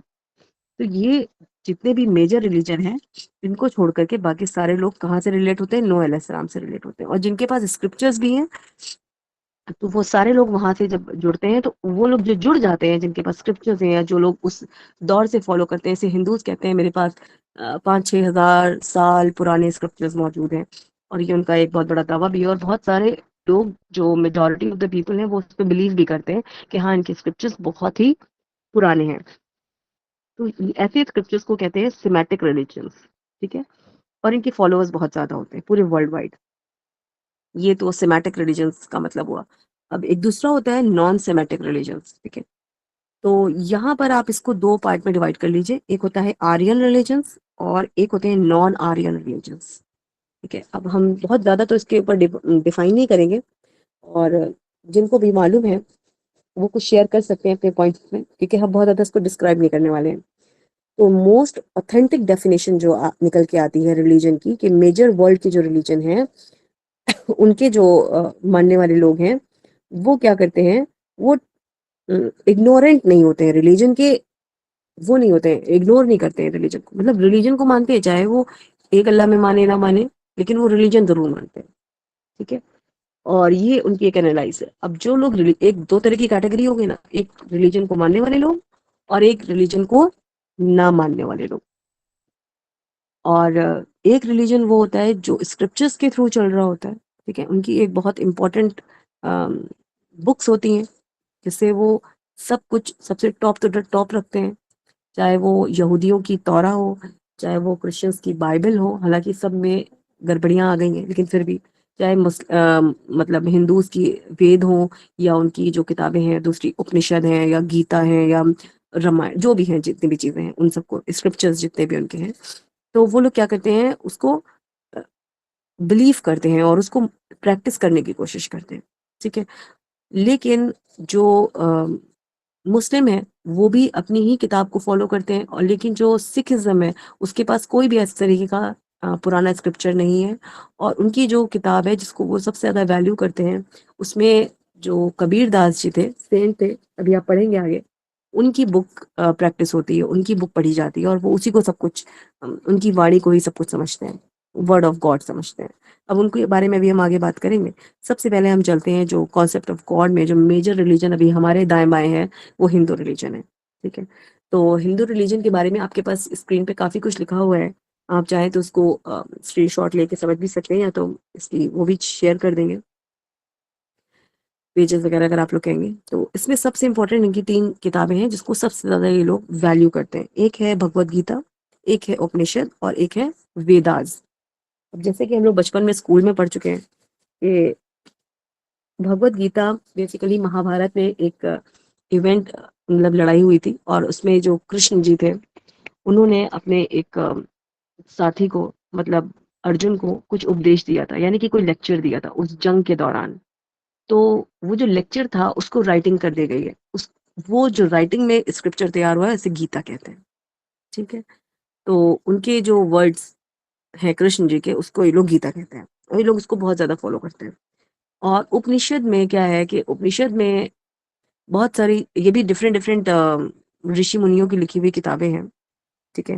تو اس کو یہ لوگ بہت زیادہ پریکٹس نہیں کرتے ہیں، اور نہ ان لوگوں کو اس کے بارے میں بہت زیادہ پتہ ہوتا ہے۔ لیکن جو وید ہیں، وید سب سے پرانے اسکرپچرز ہیں ان کے، اور اس میں بھی جو سب سے پرانا ہے اور وہ رگ وید ہے۔ رگ وید، سام وید، یجروید، اتھروا وید، 4 وید ہیں ان کے۔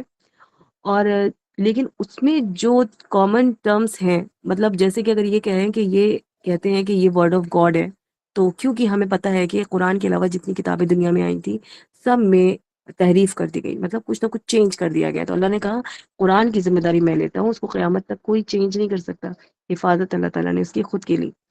باقی دنیا میں جتنے اسکرپچر اس سے پہلے آئے تھے ان سب میں چینجز ہوئے، تو اس کتاب میں بھی چینجز ہوئے، لیکن پھر بھی ہمیں اللہ تعالیٰ نے ایمان کے حصے میں ڈالا ہے کہ دنیا میں جتنی بھی آسمانی کتابیں آئی ہیں اس پہ ایمان لانا ایمان کا ایک حصہ ہے۔ جیسے ایک اللہ پہ ایمان لانا، رسول پہ ایمان لانا، فرشتوں پہ ایمان لانا، جنت دوزخ پہ ایمان لانا، قیامت کے دن پہ ایمان لانا، اسی طرح سے ہمیں کس پہ ایمان لانا ضروری ہے؟ آسمانی کتابوں پہ ایمان لانا ضروری ہے کہ اس میں کچھ نہ کچھ اللہ کی باتیں ہیں۔ تو جو باتیں قرآن سے ٹکرائیں گی اس کو تو چھوڑ دیں گے، لیکن جو باتیں قرآن سے میچ کر رہی ہیں اس کو ایکسیپٹ کرنا ضروری ہے۔ ضروری اس لیے ہے کیونکہ کوئی بھی ریلیجن ہو، اس میں اگر وہ ریلیجس بک کہہ کے شو کی جا رہی ہے تو، اور اس میں کوئی بات ایسی ہے جو ایک دم ایز اٹ از قرآن کی طرح ہے، تو اس کو بات ہمیں ایکسیپٹ کر لینی ہے، یہ ہمارے ایمان کا تقاضا ہے۔ تو وید میں اب اس کو آگے بھی لے کے جائیے ادیبہ، ادیبہ سلائیڈ آگے بڑھائیے جی۔ تو دیکھیے اپنشد میں بہت ساری چیزیں یہاں پہ لکھی ہوئی ہیں، آپ دیکھیے کہ اس میں بہت ساری چیزیں ایسی ہیں جو کامن ہیں۔ اللہ تعالیٰ نے سورہ ال عمران میں آیت نمبر 64 میں فرمایا ہے قَالَهُ إِلَىٰ كَلِمَةٍ سَوَاءٍ بَيْنَنَا وَبَيْنَكُمْ، کہ آؤ اس بات کی طرف جو ہم میں اور تم میں ایک ہے، come to the common terms between you and us, ٹھیک ہے۔ یعنی کہ اس ٹائم پہ کس کے لیے یہ آئی تھی سورہ ال عمران میں؟ یہودی اور نصارہ کے لیے، یعنی کہ کرسچینٹی اور جوڈائزم کے لیے یہ آیت کوٹ کی گئی تھی۔ لیکن افسوس کی بات ہے کہ اس ٹائم پر تو ان کے لیے کوٹ کی گئی تھی، آج کی تاریخ میں مجھے لگتا ہے مسلمس میں ہی اتنے سارے سیکٹس بن گئے ہیں کہ ان کے لیے بھی یہی آیت ہے کہ بھیا وہ سیکٹس چھوڑو اور کامن ٹرمز پہ آ جاؤ کہ ہمارا نبی اور ہماری کتاب ایک ہے، تو اس پہ بات کرو۔ تو یہاں پہ دیکھیے کہ جو وید میں بہت ساری چیزیں جو قرآن سے میچ کرتی ہیں، جس میں ایک اللہ، توحید کی بات کر رہے تھے نا ہم لوگ، تو ان کی کتابوں میں توحید لکھی ہوئی ہے ایز اٹ از جو ہماری اپنی کتابوں میں لکھی ہے، یعنی کہ قرآن میں لکھی ہے۔ اب یہاں پہ کچھ ہم نے ایک فرسٹ والا دیکھیے فریز لکھا ہوا ہے، ایکم ایوادتیم، کہ he is one and only without a second, مطلب یہ سنسکرت ہے، اور اس میں کیا لکھا ہوا ہے؟ اپنشد کا پوائنٹس بھی لکھا ہوا ہے کہ اس میں اللہ ایک ہی ہے، دوسرا نہیں ہے۔ ابھی ہم لوگوں نے توحید پڑھی تو اس میں یہی پڑھا ہے، ایز اٹ پڑھا ہے، لیکن انہیں خود ہی نہیں پتا ہے کہ ان کے اسکرپچرز میں کیا لکھا ہے۔ اسی طریقے سے دوسرا پوائنٹ دیکھیے، دوسرے پوائنٹ میں یہ اپنشد کا ایک اور پوائنٹ لیا ہے، اس میں کیا لکھا ہے؟ ان ناچستے کسج جیتا نہ، کیا لکھا ہے؟ کدھیپت، کدیپا، پتہ نہیں، مجھے سمجھ نہیں آ رہا ہے کیونکہ یہ سنسکرت نہیں لکھی ہے، سنسکرت ہم پڑھ لیتے ہیں، بٹ یہ انگلش میں لکھا ہے نا تو اس کے ایکسنٹ نکل نہیں پا رہے ویسے۔ تو اس کا کیا میننگ ہے؟ Of him there are neither parents nor Lord. اب آپ اگر اس کو کاؤنٹ کیجئے کہ نہ اس کے کوئی بچے ہیں اور نہ ہی اس کا کوئی پیرنٹ ہے، ٹھیک ہے، تو مطلب وہی قل اللہ احد کی جو آیت ہے کہ نہ ہی وہ کسی سے پیدا ہوا ہے نہ اس نے کسی کو پیدا کیا ہے، مطلب نہ ہی وہ کسی کا پیرنٹ ہے اور نہ ہی وہ کسی کا بیٹا ہے. کریکٹ، یہ بالکل سیم میننگ نکل کے آئی. اسی طریقے سے یہاں پہ دیکھیے آپ کہ نادست پرتما استی، کہ اس کی دیر از نو امیج، اس کی کوئی بھی پرتما نہیں ہے، کوئی بھی شکل صورت نہیں ہے. اللہ تعالیٰ نے کیا کہا کہ اللہ تعالیٰ should stop here. اوکے، تو اللہ تعالیٰ نے فرمایا کہ کسی بھی طریقے سے اللہ تعالیٰ کی کوئی امیج نہیں ہے. ابھی ہم لوگ نے ذات کے بارے میں پڑھا نا، اللہ تعالیٰ کی ذات کے بارے میں، کہ وہ اس کے پاس کوئی اجزا نہیں ہے، کوئی بھی اجزا نہیں ہے. توحید بالذات یعنی کہ اس کی کوئی اجزا کی اس کو ضرورت نہیں ہے، تو اس کی کوئی پرتما نہیں بن سکتی. تو یہ بالکل same as it is match کر رہا ہے. آئی تھنک مجھے یہیں پہ اسٹاپ کرنا ہے کیونکہ ٹائم بہت زیادہ ہو رہا ہے، 11:15 ہو گیا. ہم چاہتے ہیں اگر کسی کو کوئی کوشچن ہو تو لے لیں، اس کو انشاءاللہ ٹو بی کنٹینیو کریں گے نیکسٹ سیشن کی طرف. وآخر دعوانا الحمدللہ رب العالمین. السلام علیکم ورحمۃ اللہ وبرکاتہ. آفرین آپ اسکرین اسٹاپ کر دیجیے.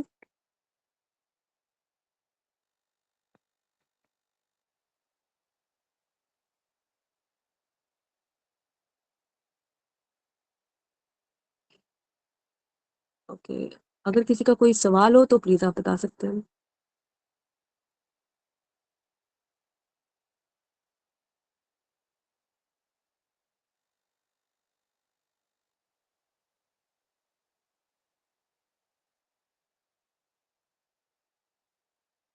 توحید کی اگر کسی 3 کو کوئی ٹائپس بات، کیوں ہیں؟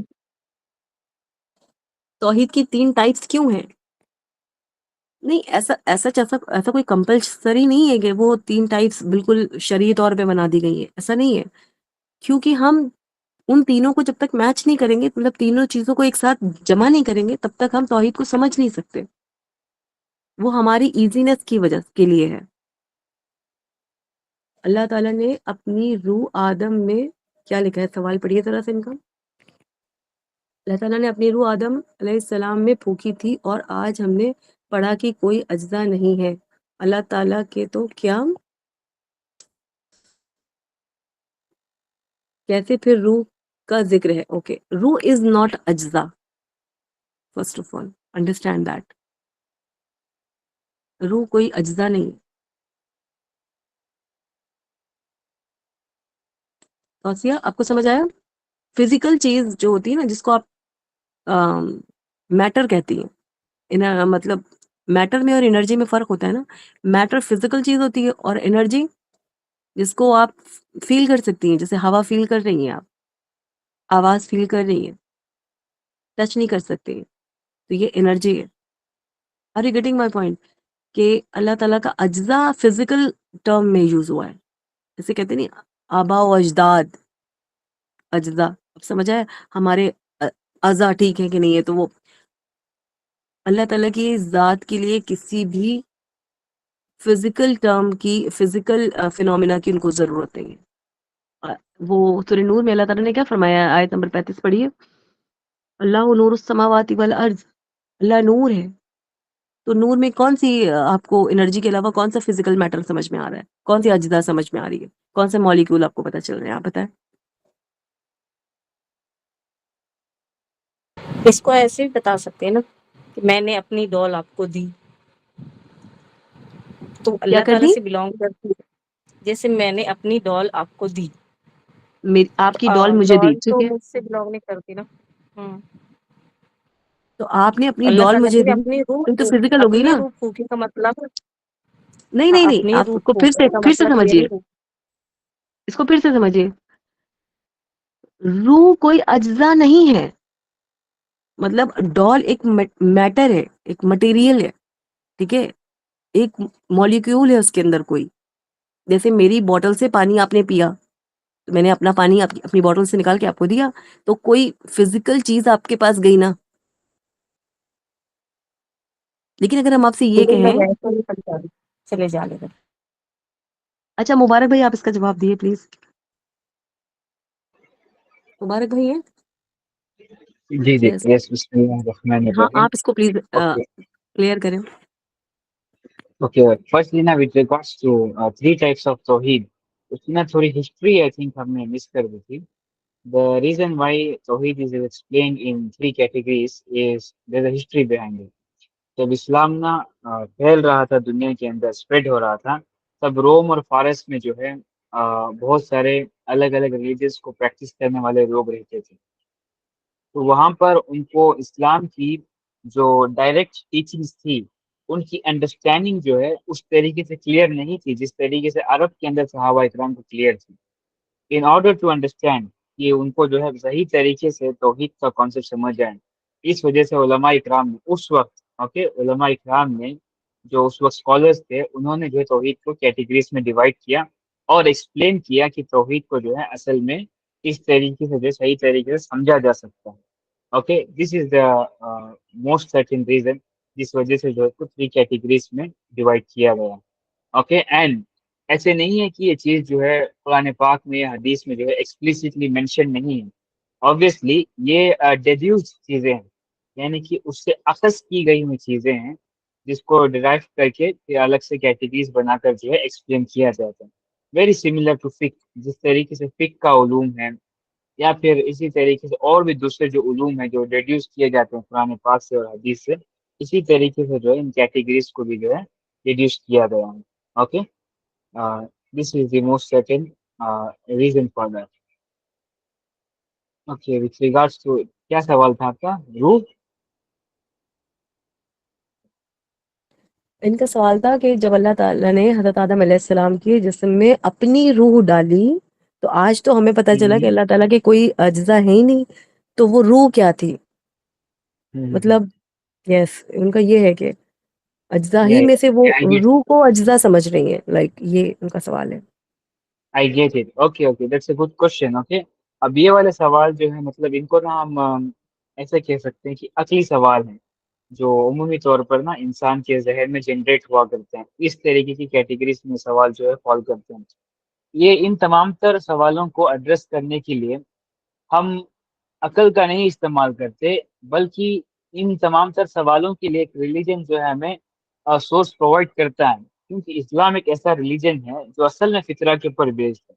राइट, तो फितरा जो भी चीजें जनरेट करती है उन सब का सोल्यूशन जो है इस्लाम हमें ऑलरेडी प्रोवाइड करता है. तो इसीलिए सबसे बेस्ट हमारे लिए रिट्रीट है कि वी वो go back to the religion to find out the right solutions. Okay, ये मतलब एक मैंने आप सब लोगों के एक तरीकेकार बता दिया है.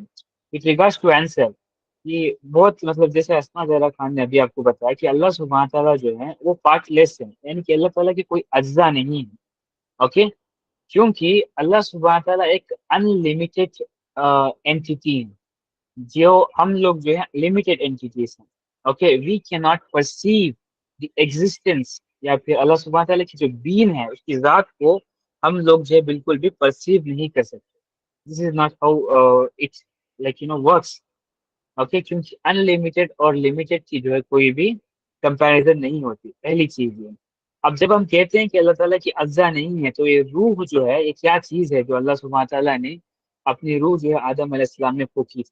ओके, विथ रिगार्ड्स टू रूह, रूह के बारे में जो है बहुत ही कम जो है मतलब एक ऐसा टॉपिक है, बहुत ही कम इसके बारे में जो इस्लामिक लिटरेचर में हमें बताया गया है, वेरी फ्यू. ओके, तो ये यही एक सवाल था जो यहूदियों ने प्रॉफिट सल्लल्लाहु अलैहि वसल्लम से किया था. राइट, वो तीन सवालों में से एक सवाल ये था कि रूह क्या चीज है. राइट, तो अल्लाह अल्लाह ताला ने सूरह कहफ में इसका आंसर देते हुए क्या कहा था कि रूह के बारे में इनसे इरशाद फरमा दीजिए है नबी कि ये अल्लाह सुब्हान ताला का अमर है. अल्लाह सुब्हान ताला का अमर है. And what do we mean by अमर? अमर का मतलब होता है कमांड. ओके, अमर का मतलब होता है command.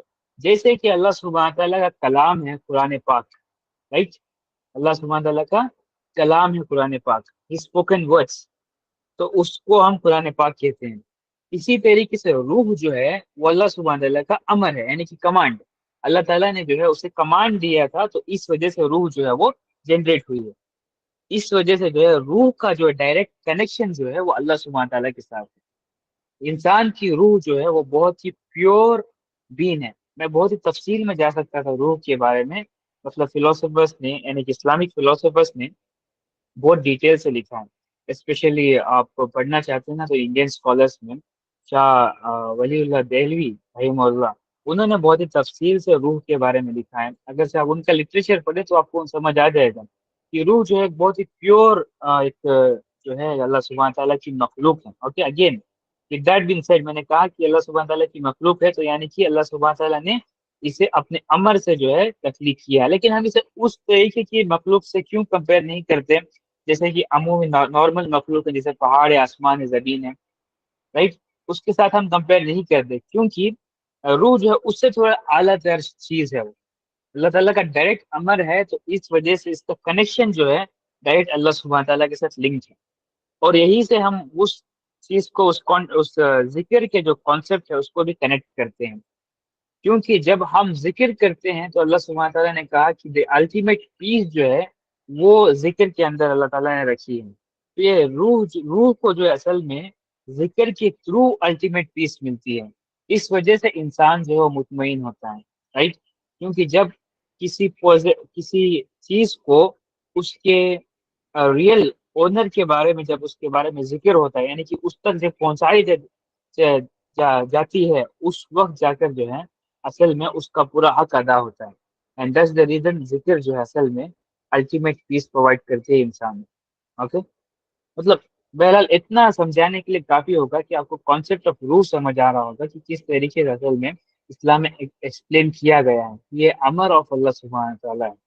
Okay more details you can study, okay, maybe on some other day.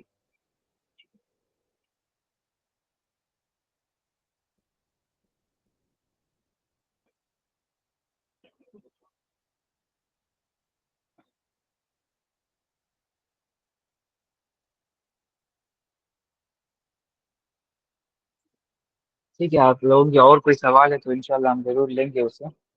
Okay اور مے بی نیکسٹ سیشن میں ہم اس کو کنٹینیو کریں گے، سیشن کانسیپٹ آف گاڈ کو، اور اس کو ہم ایکسپلین کریں گے انشاءاللہ.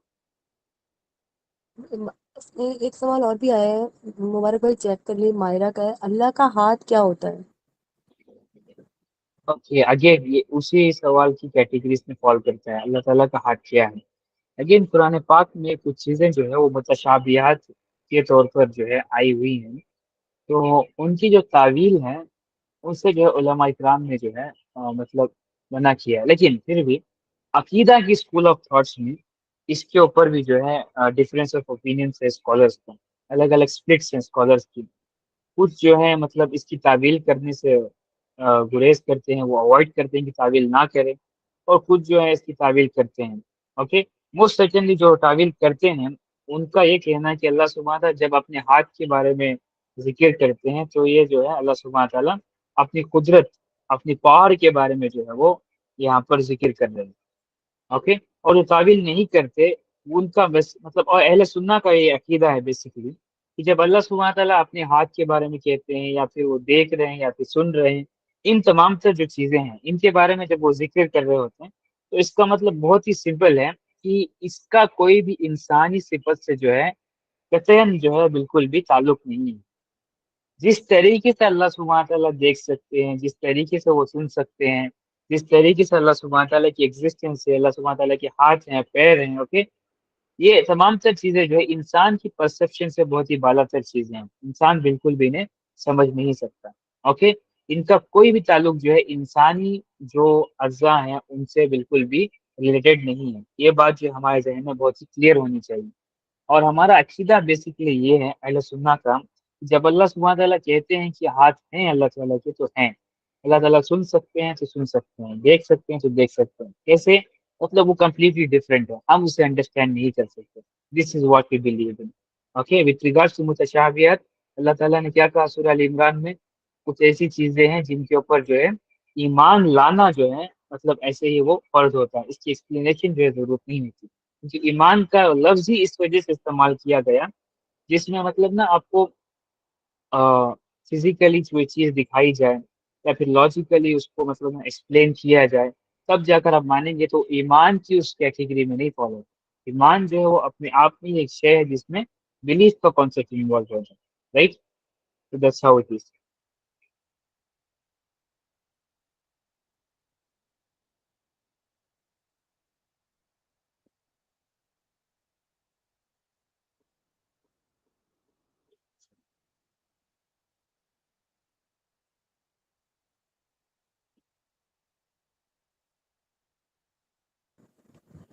ایک سوال اور بھی آیا ہے،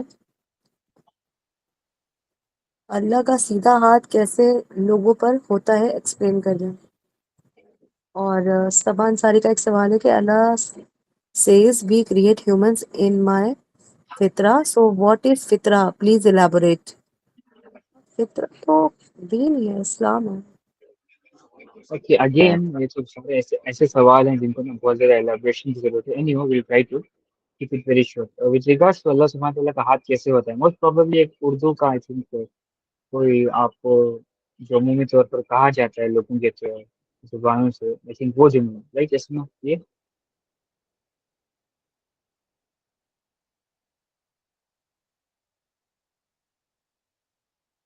لوگ جو کہتے ہیں وہی تو کانسیپٹ ہے آئی تھنک، یا پھر کوئی ایسا کانسیپٹ ہے جو ریلیجن کے اندر ایکسپلین کیا گیا ہے.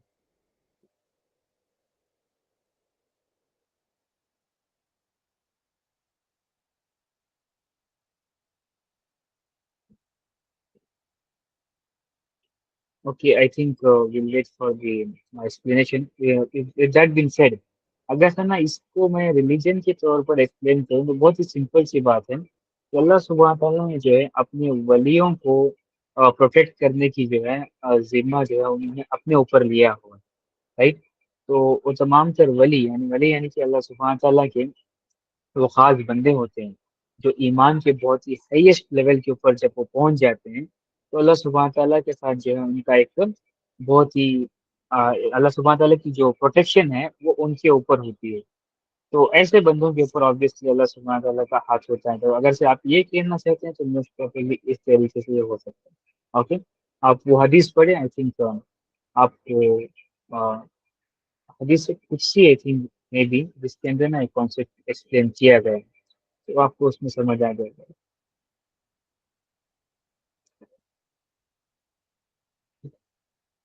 میں بھی مجھے نا آپ کا سوال صحیح طریقے سے سمجھ نہیں آیا، لیکن کانسیپٹ آپ کیا ایکسپلین کریں گے تو میں بھی کریں.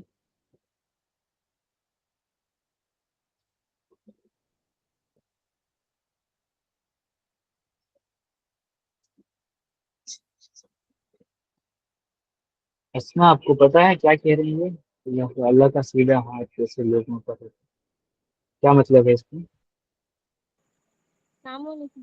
وہ یہ مجھے لگتا ہے ہاں آپ پوچھ لیجیے، اپنا ڈائریکٹ سوال پوچھ لیجیے.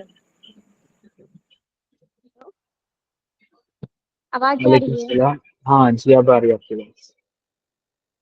کہ یہ پوچھ رہے تھے قرآن کی آیت میں لکھا ہوتا ہے نا، مطلب اچھے بندے کی تعریف دینے کے بعد اللہ پاک لکھ دیتے ہیں. آیت کے ترجمہ میں لکھا ہوتا ہے کہ ایسے بندوں پر اللہ کا ہاتھ ہے. تو جو نیک بندے کا جو تعریف دیا ہوا تھا اس میں، اس کو ہم اور سمپل وے میں تھوڑا ایکسپلین کر رہے ہیں. پھر بھی مجھے نا آپ کی آڈیو سمجھ جیسے نہیں آپ آئی. ابھی اس سے پہلے بولے کہ آپ ولی اللہ کے جو ولی ہوتے ہیں ان پر اللہ کا ہاتھ ہوتا ہے، ٹھیک نا؟ اللہ تعالیٰ اسی نے کے ان کی ترجمہ پروٹیکشن، میں ہاں ہاں اللہ تعالیٰ ان کی پروٹیکشن کا ذمہ لیتے ہیں. یہ پوچھنا چاہ رہے ٹھیک ہے. تھے بس، جو ہائیسٹ ہاں لیول آف ایمان پہ پہنچتے ہیں وہی پہ. یس یس آبویسلی ان کی پروٹیکشن کا ذمہ لیتے ہیں. یہ حدیث ہے. اوکے آپ حدیث پڑھیں تو آپ کو سمجھ آئے گا. اوکے وہ حدیث نہیں پڑھی آپ نے جس میں اللہ تعالیٰ نے کہا کہ جب بندہ جو ہے وہ ولی ہو جاتا ہے تو جب اللہ تعالیٰ جو اس کے ہاتھ بن جاتے ہیں، رائٹ. اسی طریقے سے مطلب چیزیں آنکھیں بن جاتی ہیں، رائٹ. یہ تمام مطلب وہ کانسیپٹ پورا ایکسپلینڈ ہے حدیث میں، پڑھیں تو آپ کو سمجھ آئے. Okay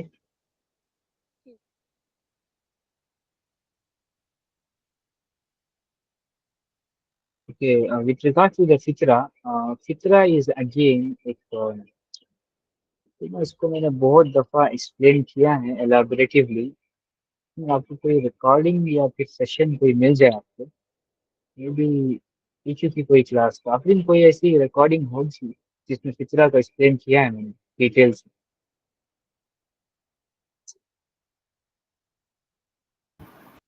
I hope Mubarak bhai hope most probably previously بہت ڈیٹیل سے میں نے ڈسکس کیا ہے فطرہ کو. فطرہ اپنے آپ میں ایک بہت ہی بڑا کانسیپٹ ہے. وہ اسلامک سائیکولوجی میں اس کو ایک سپریٹ اینٹیٹی ایز اے مطلب ٹریٹ کیا جاتا ہے جو انسان کے اندر نا انسٹال کی گئی ہے اللہ سبحانہ تعالیٰ کی تھرو. اس کو ہم بہت ہی ڈیٹیل سے ڈسکس کر رہے ہوتے ہیں بھی. اب ہم Q&A میں اس کو کور تو نہیں کر پائیں گے، لیکن میں بس اتنا بتا سکتا ہوں آپ کو کہ انسان کے اندر جو ہے کمپوننٹس ہوتے ہیں سپریٹ. اوکے، تو امام غزالی رحمہ اللہ تو انہوں نے اس کو بہت ہی ڈیٹیل سے ڈسکرائب کیا ہے کہ انسان کے الگ الگ کمپوننٹس کیا ہیں. اوکے، اس کے اندر روح آ جاتی ہے، نفس آ جاتی ہے آپ کی. اوکے، آپ کی عقل آ جاتی ہے، جسم آتا ہے. تو اسی طریقے سے کچھ کمپوننٹس ہیں جن کو انہوں نے سلیکٹ کر کے ڈیوائڈ کیا ہے. ان الگ الگ کمپوننٹس کو اگر سے ہم ملائیں گے تب جا کر جو ہے وہ انسان بنتا ہے.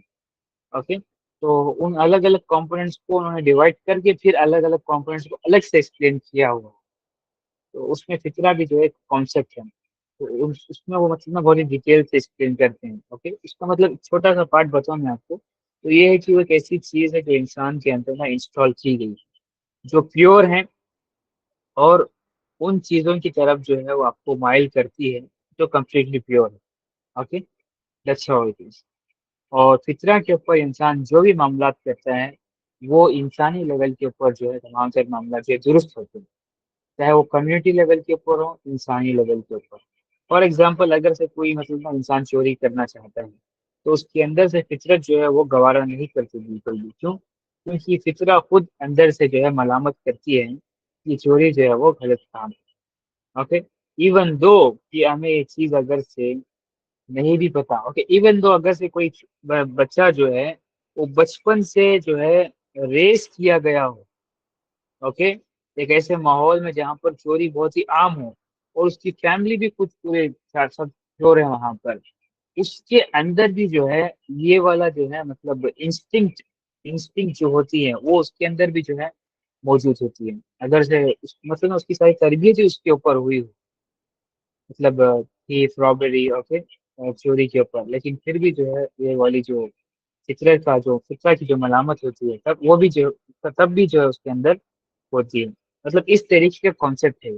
اگین یہ اللہ سبحانہ تعالیٰ کی طرف سے ایک احسان ہے ہمارے لیے کہ دنیا کے اندر جو ہے ایک بیلنس کو مینٹین کرنے کے لیے بھی ایک مطلب یہ انسٹنگ جو ہے انسٹال کی گئی ہے، اور ساتھ ساتھ جو ہے معاملات کو مینٹین کرنے کے لیے بھی اس کو انسٹال کیا گیا ہے.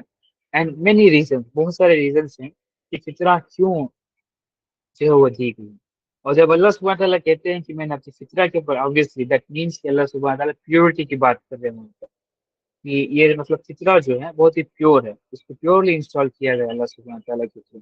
تو اس وجہ سے اللہ کہتے ہیں کہ ہم نے فطرت کے اوپر بنایا ہے. اینڈ آن دیٹ بیسس وی سے کہ ہر بچہ جو پیدا ہوتا ہے وہ مسلمان ہوتا ہے. رائٹ، یہ حدیث ہے پروفیٹ صلی اللہ علیہ وسلم کی. کیوں؟ کیونکہ یہ فطرہ کا کانسیپٹ رول پلے کرتا ہے. فطرہ جو ہے وہ نیچرلی انسان کو دعوت دیتی ہے کہ وہ اللہ سبحانہ تعالیٰ کی عبادت کرے، اس کو ریکگنائز کرے. رائٹ، تو یہ مطلب فطرہ کا مطلب ایک احسان ہے ہمارے اوپر. رائٹ، اللہ سبحانہ تعالیٰ نے فطرہ کو انسٹال کر کے اگین ہمارے اوپر احسان کیا ہے، اور فطرہ ہمارے اوپر احسان کرتی ہے کہ وہ اپنے رب کو ہم ریکگنائز کرے. اس وجہ سے ہم کہتے ہیں کہ ہر مسلمان جو پیدا ہوتا ہے وہ ہر بچہ جو پیدا ہوتا ہے وہ مسلمان ہوتا ہے. Okay, with that being said مطلب اور بھی بہت ساری چیزیں ہم اس کے بارے میں ایکسپلین کر سکتے ہیں. مے بی اگر سے آپ کو ریکارڈنگ مل جائے نا تو مے بی ادھر سے تو اس میں ہم نا بہت ساری چیزیں اور سیکھ لیں گے فطرہ کے مطابق. اوکے، آپ اگر سے آپ تھوڑا سا ریسرچ کریں، امام غزالی کا لٹریچر پڑھیں ریگارڈ فطرہ، تو انہوں نے بہت ہی ڈیٹیل سے فطرت کے بارے میں ایکسپلین کیا ہے.